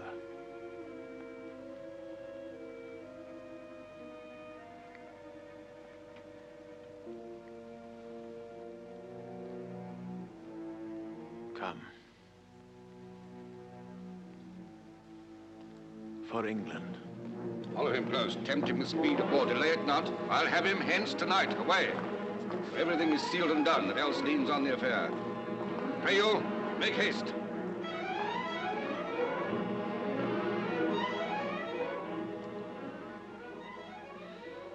In England, if my love thou hold'st at aught, thou mayst not coldly treat our sovereign order, which imports at full the present death of Hamlet. Do it, England, for like the fever in my blood he rages, and thou must cure me. Till I know 'tis done, however my haps, my joys were ne'er begun.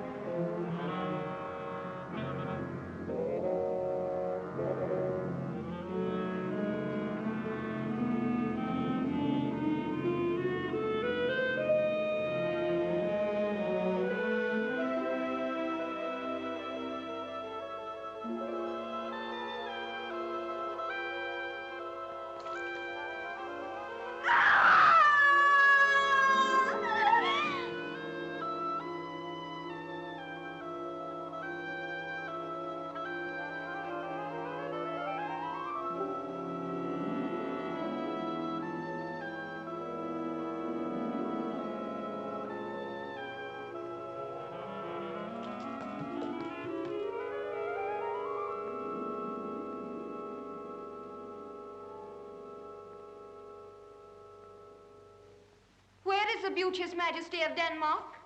Why, how now, Ophelia? Say you? Nay, pray you mark. He is dead and gone, lady. He is dead and gone. At his head a grass green turf. At his heels a stone.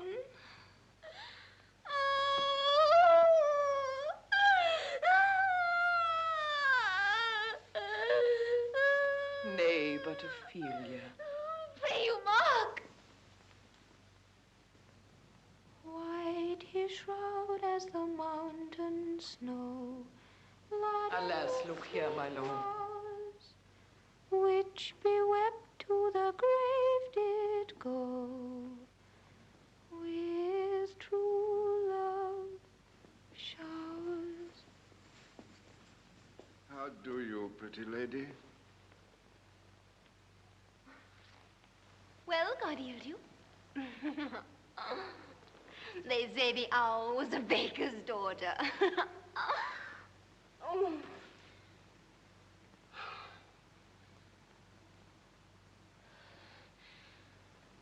Lord, we know what we are, but know not what we may be.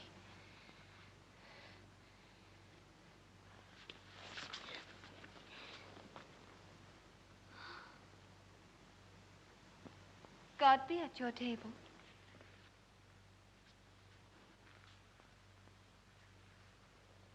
Distraction for our father. I hope all will be well. We must be patient. But I cannot choose but weep. To think they should lay him in the cold ground.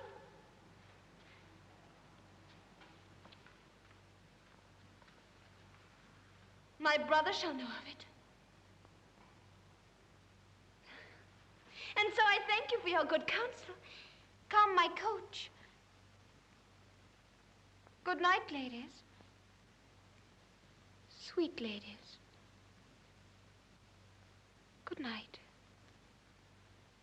Good night. Follow her close. Give her good watch, I pray you.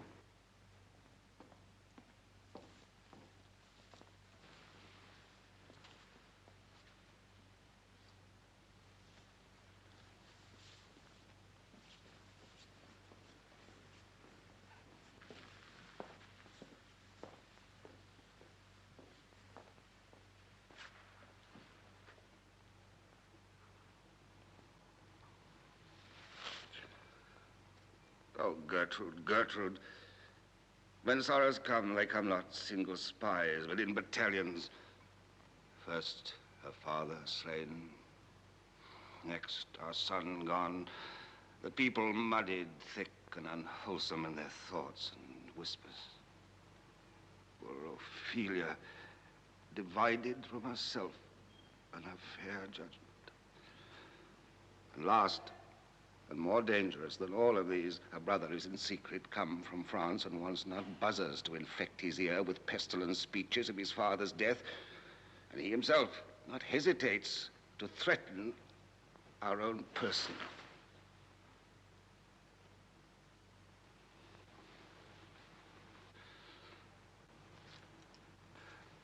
Oh, my dear Gertrude, this, like to a murdering piece, in many places gives me superfluous death. How now? What news?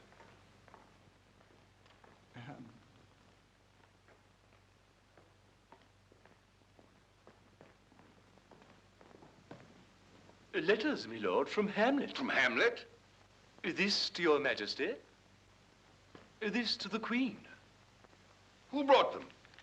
Sailors, my lord, they say. Leave us.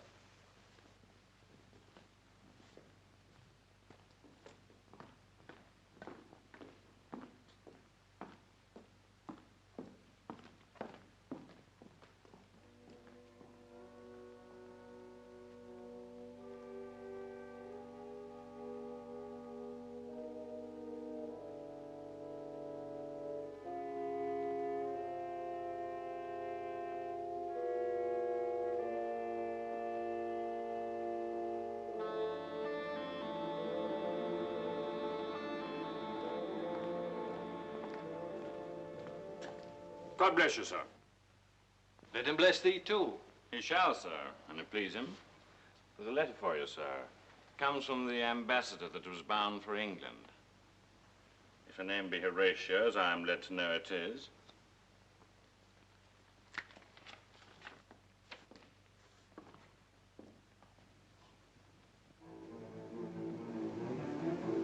Horatio, ere we were 2 days old at sea, pirate of very warlike appointment gave us chase. Finding ourselves too slow of sail, we put on a compelled valor. And in the grapple, I boarded them. On the instant, they got clear of our ship. So I alone became their prisoner. They have dealt with me like thieves of mercy, but they knew what they did. I am to do a good turn for them. Repair thou to me with as much speed as thou wouldst fly death. These good fellows will bring thee where I am. Farewell. He that thou knowest thine. Hamlet.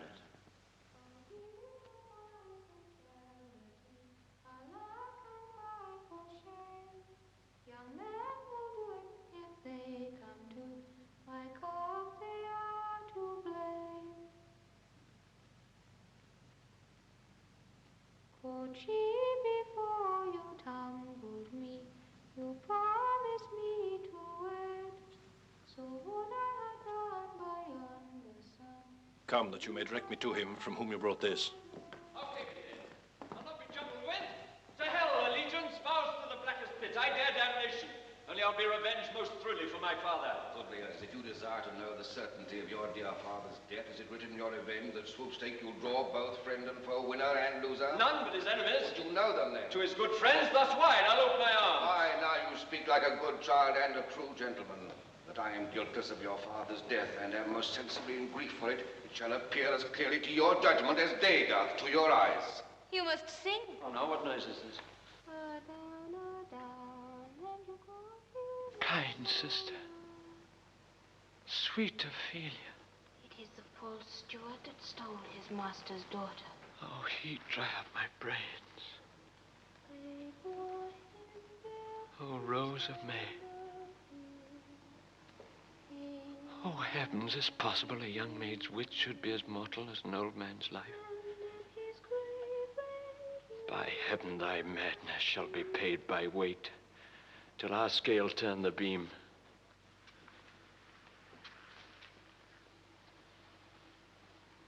Fare you well, my dove.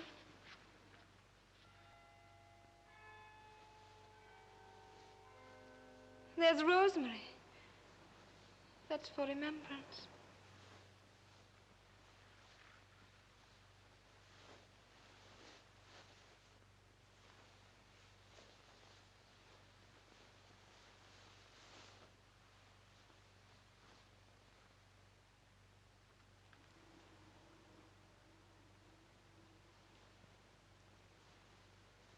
Pray you, love. Remember.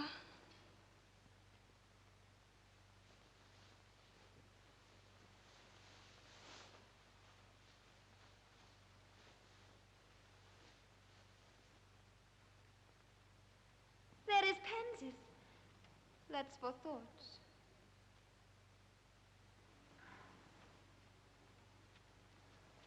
There's fennel for you and columbines. There's rue for you. And here's some for me. We may call it Herbo Grace or Sundays. Oh, you must wear your rue with a difference. There's a daisy. I would give you some violets, but they withered all when my father died. They say he made a good end. For bonny sweet Robin is all my joy. Do you see this, oh God? And will he not come again? And will he not come again? No, no, he is dead. Go to thy deathbed. He never will come again.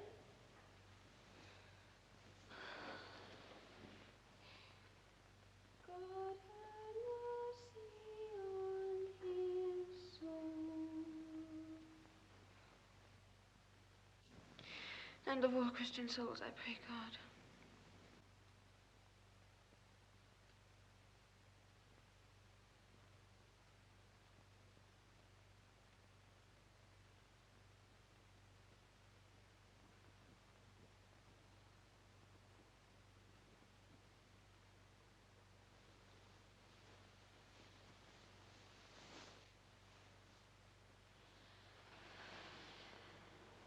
God be with you.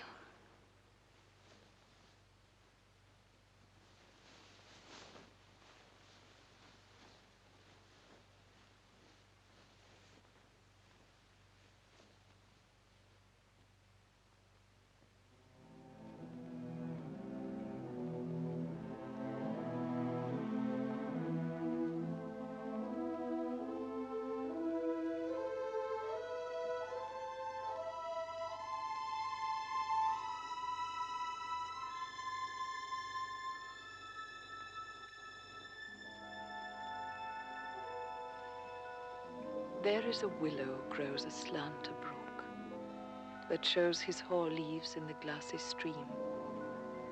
There with fantastic garlands did she come, of crowflowers, nettles, daisies, and long purples.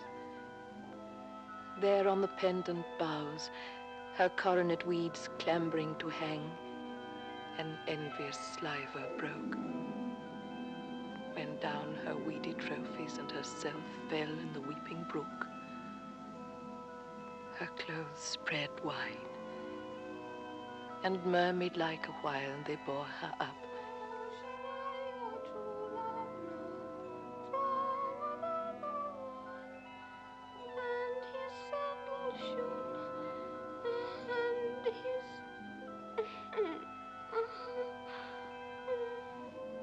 But long it could not be, till that her garments, heavy with their drink, pulled the poor wretch from her melodious lay to muddy death.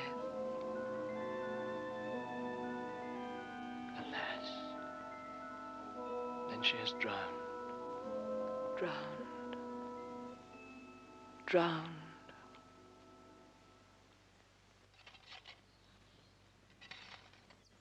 In youth, when I did love, methought it was very sweet to contract, oh, the time for, oh, my beove, methought there was nothing meet.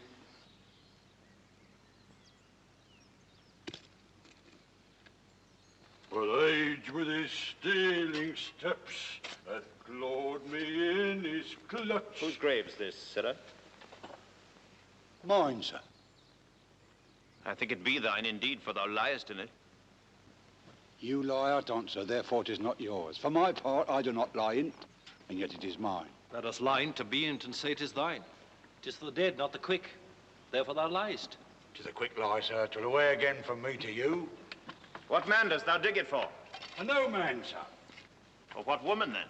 For none neither. Who is to be buried in it? One that was a woman, sir, but rest her soul, she's dead. How absolute the knave is. We must speak by the card, or equivocation will undo us.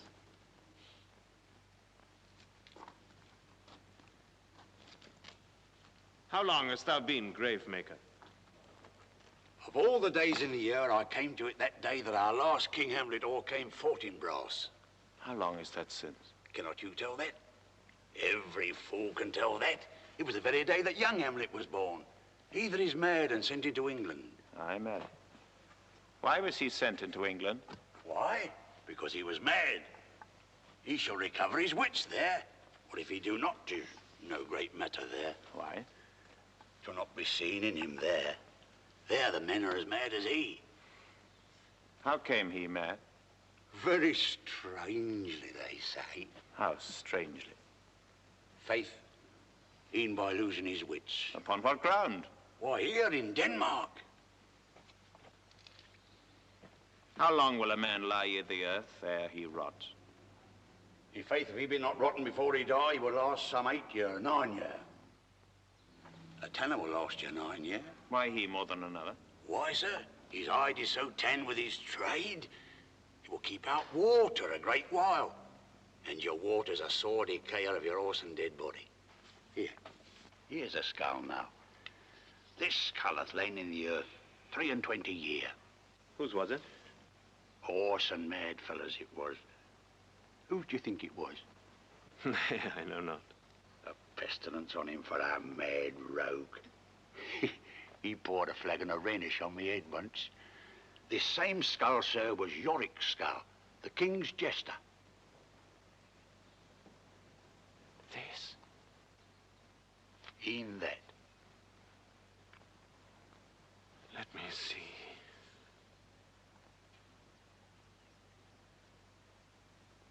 Alas, poor Yorick. I knew him, Horatio. A fellow of infinite jest, of most excellent fancy. He hath borne me on his back 1,000 times. And now, how abhorred in my imagination it is, my gorge rises it. Here hung those lips that I have kissed I know not how oft. Where be your jibes now? Your songs, your gambols, your flashes of merriment that were wont to set the table on a roar. Not one now to mock your own grinning, quite chop-fallen. Now get you to my lady's chamber. Tell her, let her paint an inch thick. To this favor she must come. Make her laugh at that. But soft.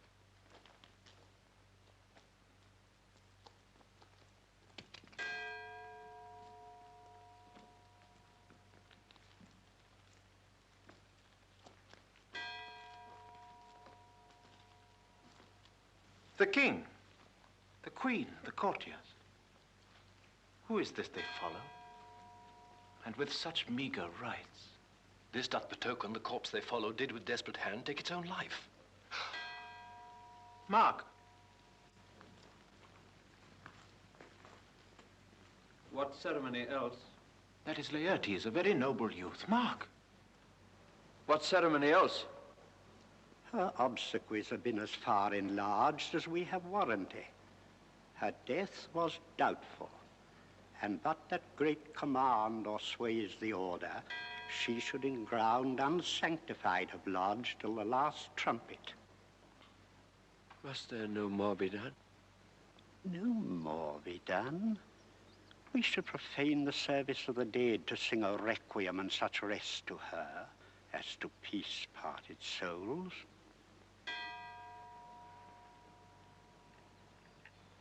Lay her in the earth.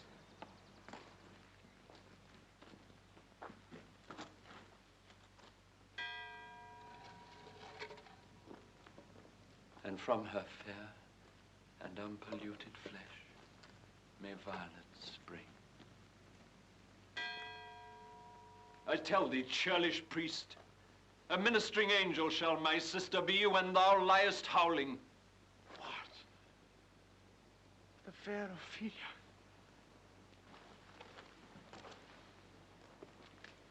Sweets to the sweet. Farewell. I hope thou shouldst have been my Hamlet's wife. I thought thy bride bed to have decked, sweet maid, and not have strewed thy grave. Oh, treble woe, fall 10 times treble on that cursed head, whose wicked deed thy most ingenious sense deprived thee of. Hold off the earth a while till I've caught her once more in my arms. Huh? Now pile your dust upon the quick and dead, till of this flat a mountain you have made. What is he whose grief bears such an emphasis? This is I, Hamlet the Dane. Devil take thy soul. Thou prayest not well. I pray thee take thy fingers from my throat. Hold off thy hand. Dr. My lord, be quiet. Why? I will fight with him upon this theme until my eyelids will no longer wag. Oh, my son, what theme? I love to feel you. 40,000 brothers put up with all their quantity of love make up my sum. What wilt thou do for her? He's mad, Laertes. Soon show me what thou wilt do. Would weep, would fight, would fast, would tear thyself, would drink up poison, eat a crocodile, I'll do it. Dost thou come here to whine, to outface me with leaping in her grave? Be very quick with her, and so will I. Or if thou pray to mountains, let them throw millions of acres on us. Nay, and thou mouth, I'll rant as well as thou. This is mere madness, and thus a while the fit will work in him. Anon, as patient as the female dove, his silence will sit drooping. Hear you, sir. What is the reason that you use me thus? I loved you ever. But it is no matter. Let Hercules himself do what he may. The cat will mew, and dog will have his day. I pray you, good Horatio, wait upon him. Good Gertrude, set some watch o'er your son.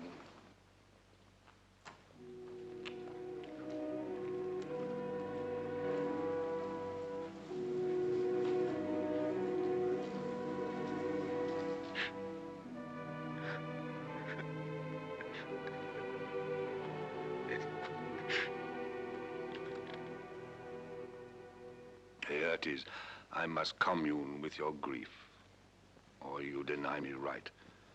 And you must put me in your heart for friend.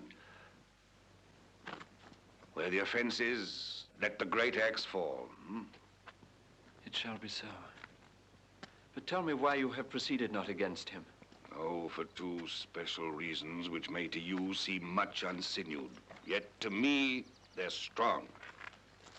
The queen, his mother, lives almost by his looks. And for myself, my virtue or my plague, be it either way, she's so conjunctive to my life and soul that as the star moves not but in his sphere, I could not but by her. The other motive is the great love the general people bear him, who, dipping all his faults in their affections, convert his sins to graces. And so have I, a noble father lost, a sister driven to a desperate end, whose worth, if praises may go back again, stood challenger on mount of all the age for her perfections.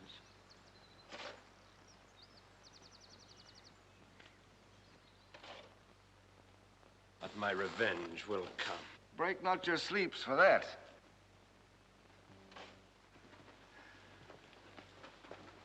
You must not think that we are made of stuff so flat and dull that we can let our beard be shook with danger and think it pastime.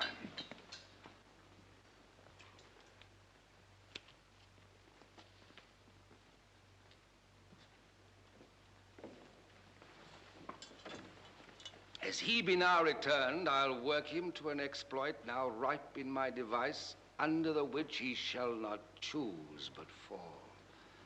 And for his death, no wind of blame shall breathe, and even his mother shall uncharge the practice and call it accident. My lord, I will be ruled more willingly if you devise it so that I might be the instrument. It falls right.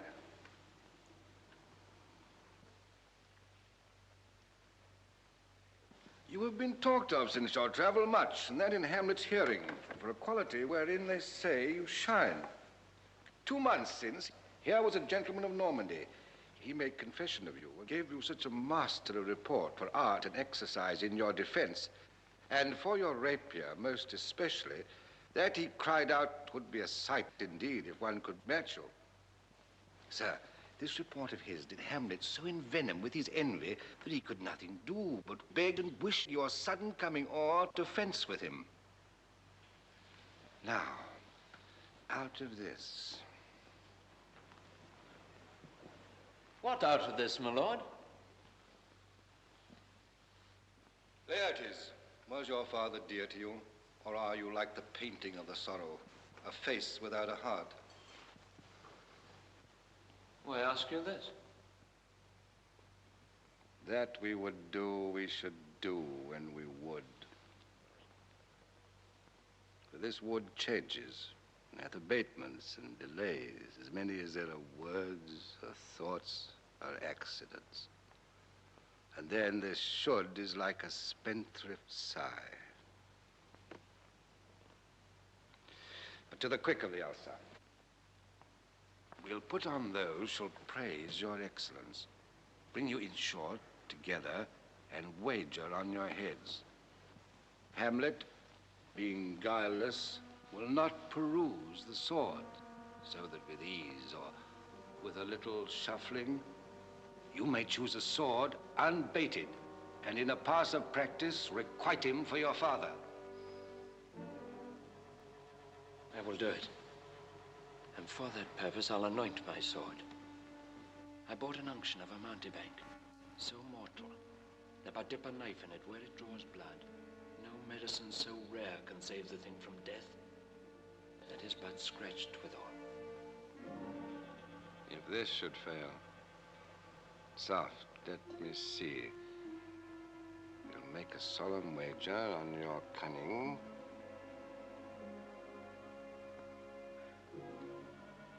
I have it. When in the action you are hot and dry, and that he calls for drink, I'll have prepared him a chalice for the nonce, whereon but sipping, if he perchance escape your venomed point, our purpose may hold there.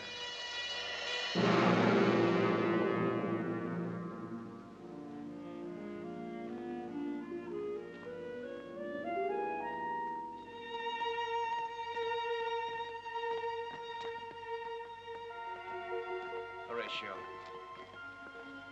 thou art e'en as just a man as e'er my conversation coped withal. Oh, my dear lord. Nay, do not think I flatter.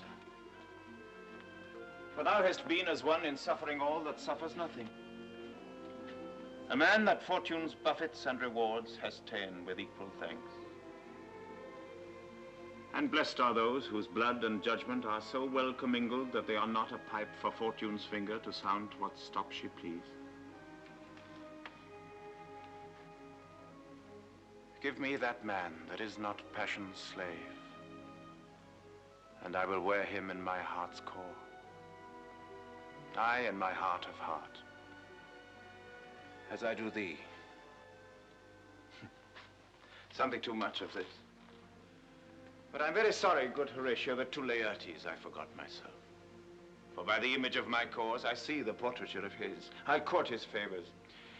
But sure, the bravery of his grief did put me into a towering passion. Peace, who comes here? Ah, your lordship is right welcome back to Denmark. I humbly thank you, sir. Dost know this waterfly? No, my good lord. Thy state is the more gracious. Sweet lord, if your lordship were at leisure, I should impart a thing to you from his majesty. We shall receive it, sir, with all diligence of spirit. Put your bonnet to its right use, 'tis for the head. I thank your lordship, 'tis very hot. No, believe me, it is very cold. The wind is northerly. It is indifferent cold, my lord, indeed. And yet methinks 'tis very sultry and hot for my complexion. Exceedingly, my lord, it's very sultry, as 'twere. I cannot tell how. But, my lord, his majesty bade me signify to you that he has laid a great wager on your head. Sir, and this is the matter. I beseech you, remember. Oh, nay, good my lord, for mine ease in good faith. Sir, here is newly come to court Laertes, who will believe me an absolute gentleman, full of the most excellent differences of very soft society and great showing. Indeed, to speak feelingly of him, here's the card or calendar of gentry. Concernancy, sir. Why do we wrap the gentleman in our more rarer breath? Sir? Is it not possible to understand in another tongue? You'll do better, sir, really. What imports the nomination of this gentleman? Of Laertes? Of him, sir. I know you are not ignorant of what excellence Laertes is. I mean, sir, for his weapon.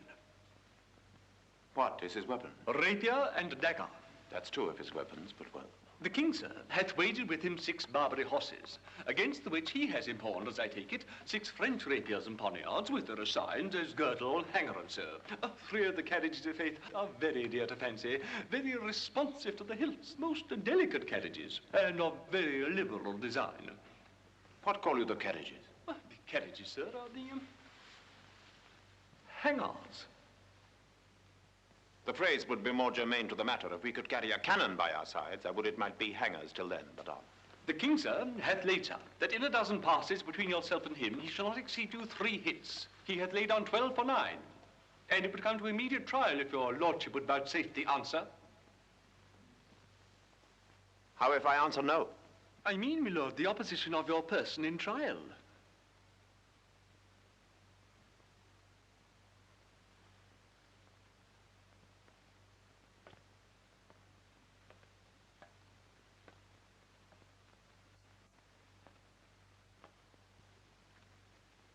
Sir, I will walk here in the hall. If it please His Majesty, it is the breathing time of day with me. Let the swords be brought. The gentleman willing, and the king hold his purpose, I will win for him if I can. If not, I shall gain nothing but my shame and the odd hits. Shall I redeliver you even so? To this effect, sir, after what flourish your nature will. I commend my duty to your lordship. Yours. You're...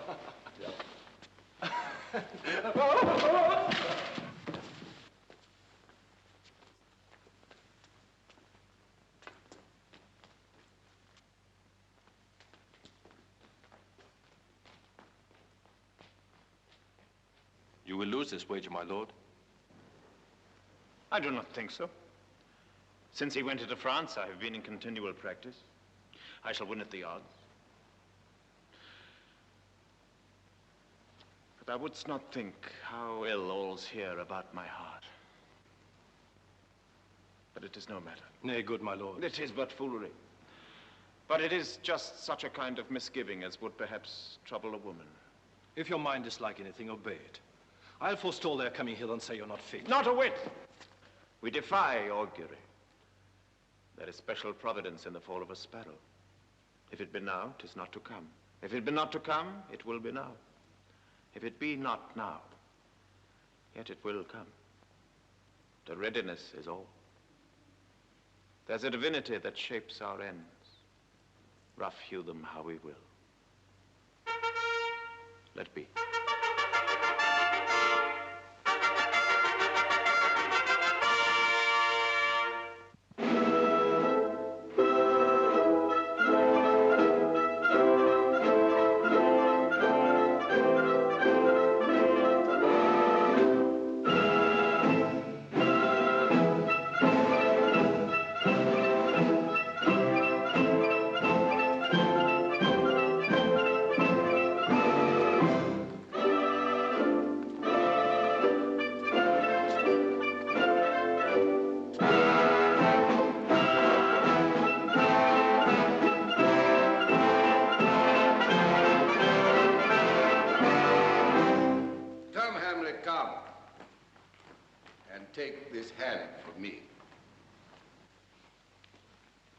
Give me your pardon, sir. I've done you wrong.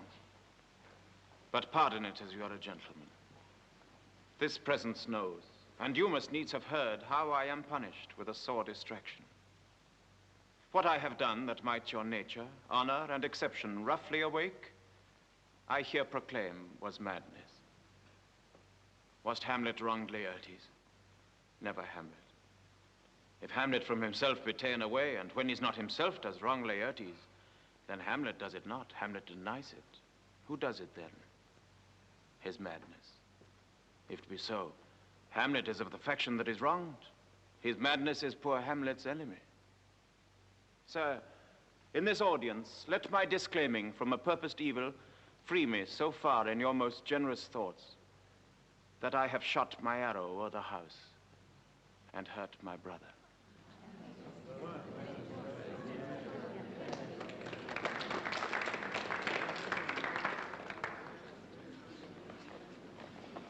Give us the foils, come on. I'll be your foil, Laertes.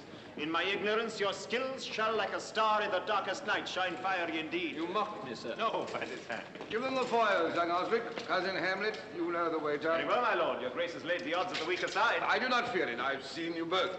Since he is better, we have therefore odds. This is too heavy. Let me see another.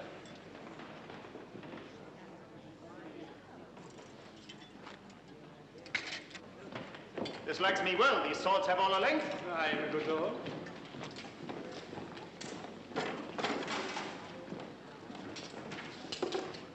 Set me the stoops of wine upon that table. If Hamlet give the first or second hit, let all the battlements their ordnance fire. The king shall drink to Hamlet's better breath, and in the cup a jewel shall he throw, richer than that which 4 successive kings in Denmark's crown have worn. Give me the cup. And let the kettle to the trumpet speak. The trumpet to the cannoneer without. The cannons to the heavens. The heavens to earth. Now the king drinks to Hamlet. Now the king drinks to Hamlet.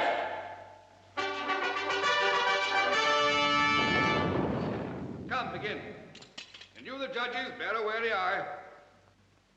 Come on, sir. Come, my lord.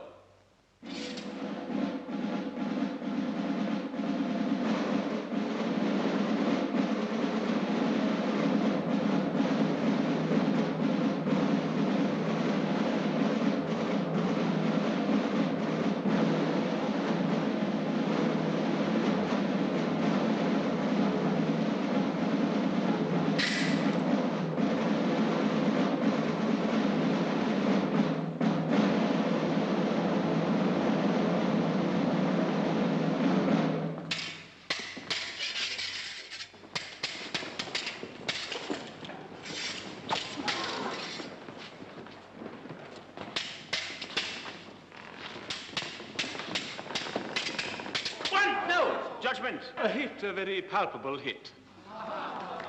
Well, again. Pay.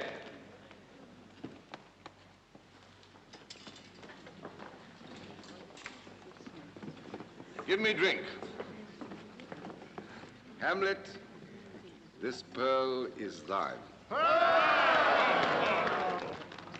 Here's to thy health.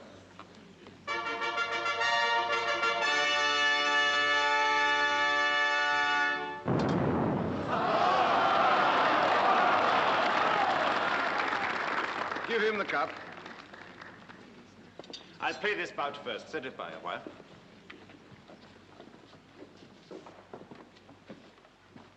Come.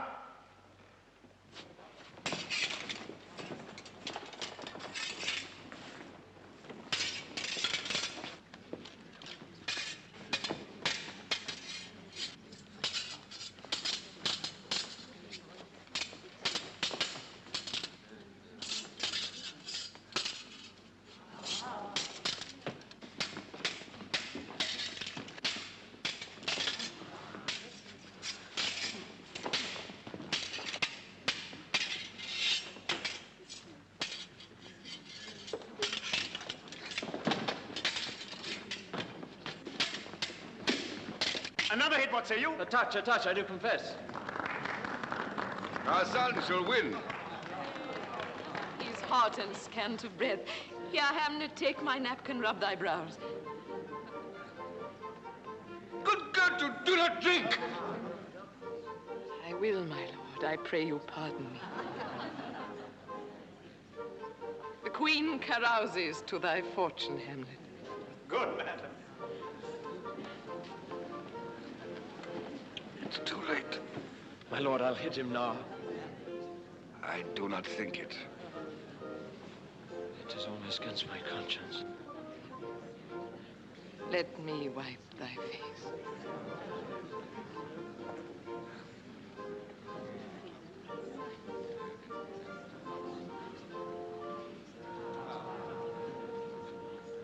Come for the third, Laertes. You do but dally. I pray you pass with your best violence. I'm afeard you make a wanton of me. There you so. Come on.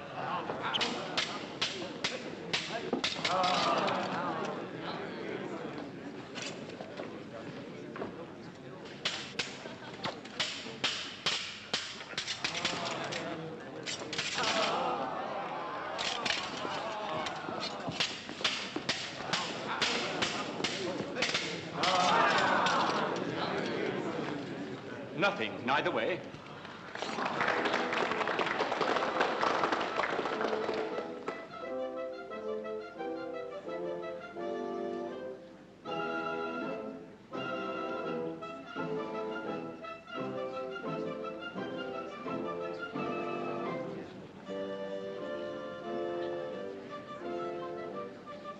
Have it you now.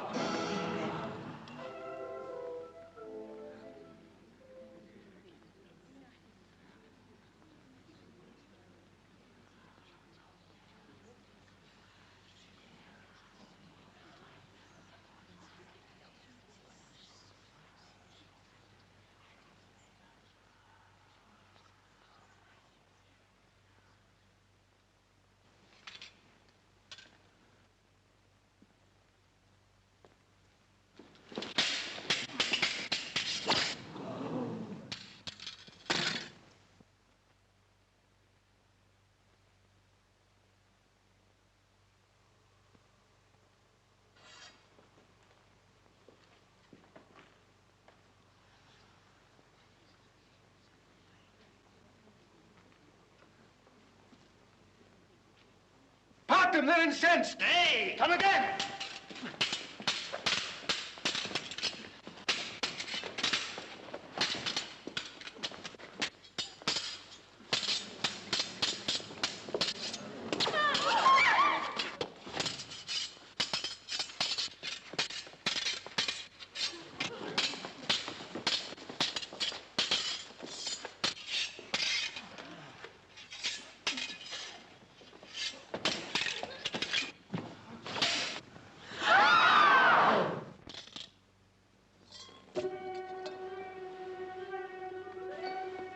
How is Laertes? I'm justly killed. with mine own treachery.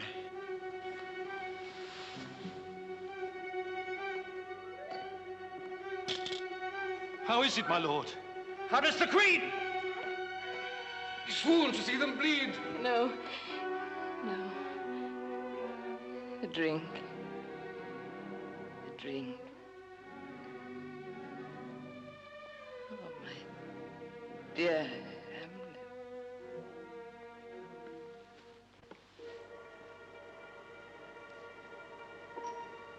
Oh, villainy. Oh, let the door be locked! Treachery! Seek it out! Here, Hamlet! Hamlet, thou art slain. In thee there is not half an hour of life. The treacherous instrument is in thy hand, unbaited and envenomed. The foul practice hath turned itself on me. Lo, here I lie, never to rise again. Thy mother's poisoned. I can no more.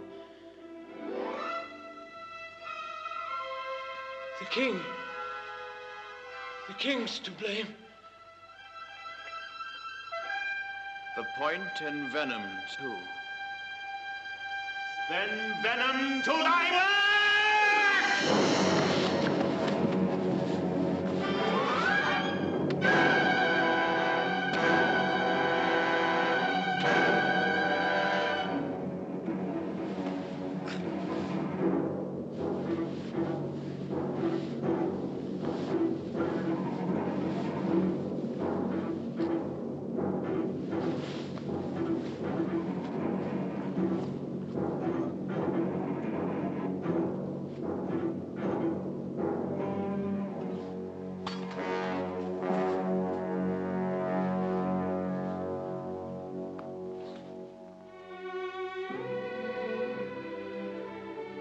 Exchange forgiveness with me, noble Hamlet.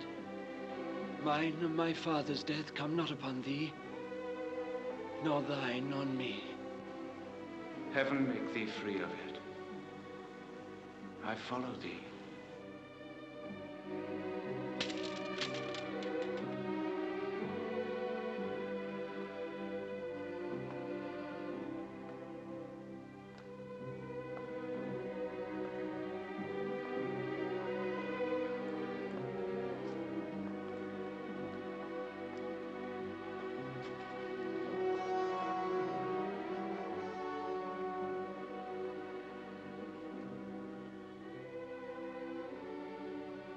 I am dead, Horatio.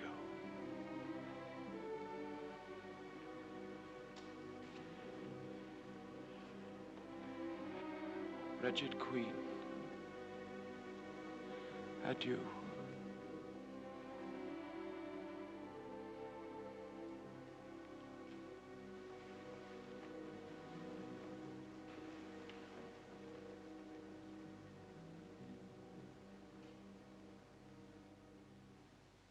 You that look pale and tremble at this chance, that are but mutes or audience to this act, had I but time, as this fell Sergeant Death is strict in his arrest, oh, I could tell you, but let it be.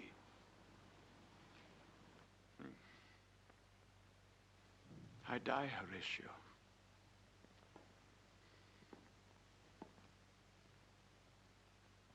The potent poison quite o'ergrows my spirit.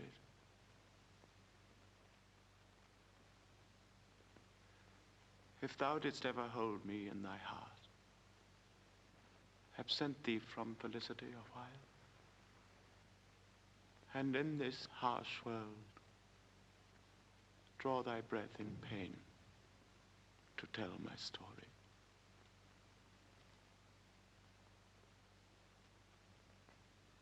The rest is silence.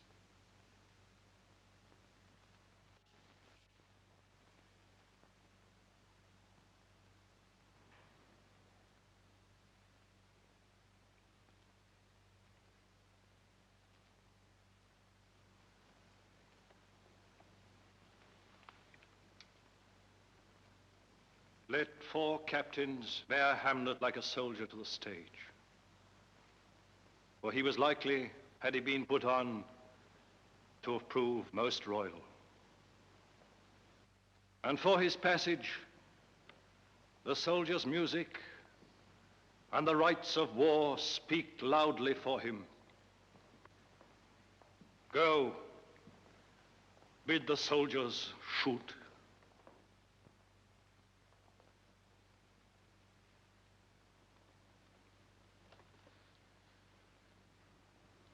Good night, sweet prince,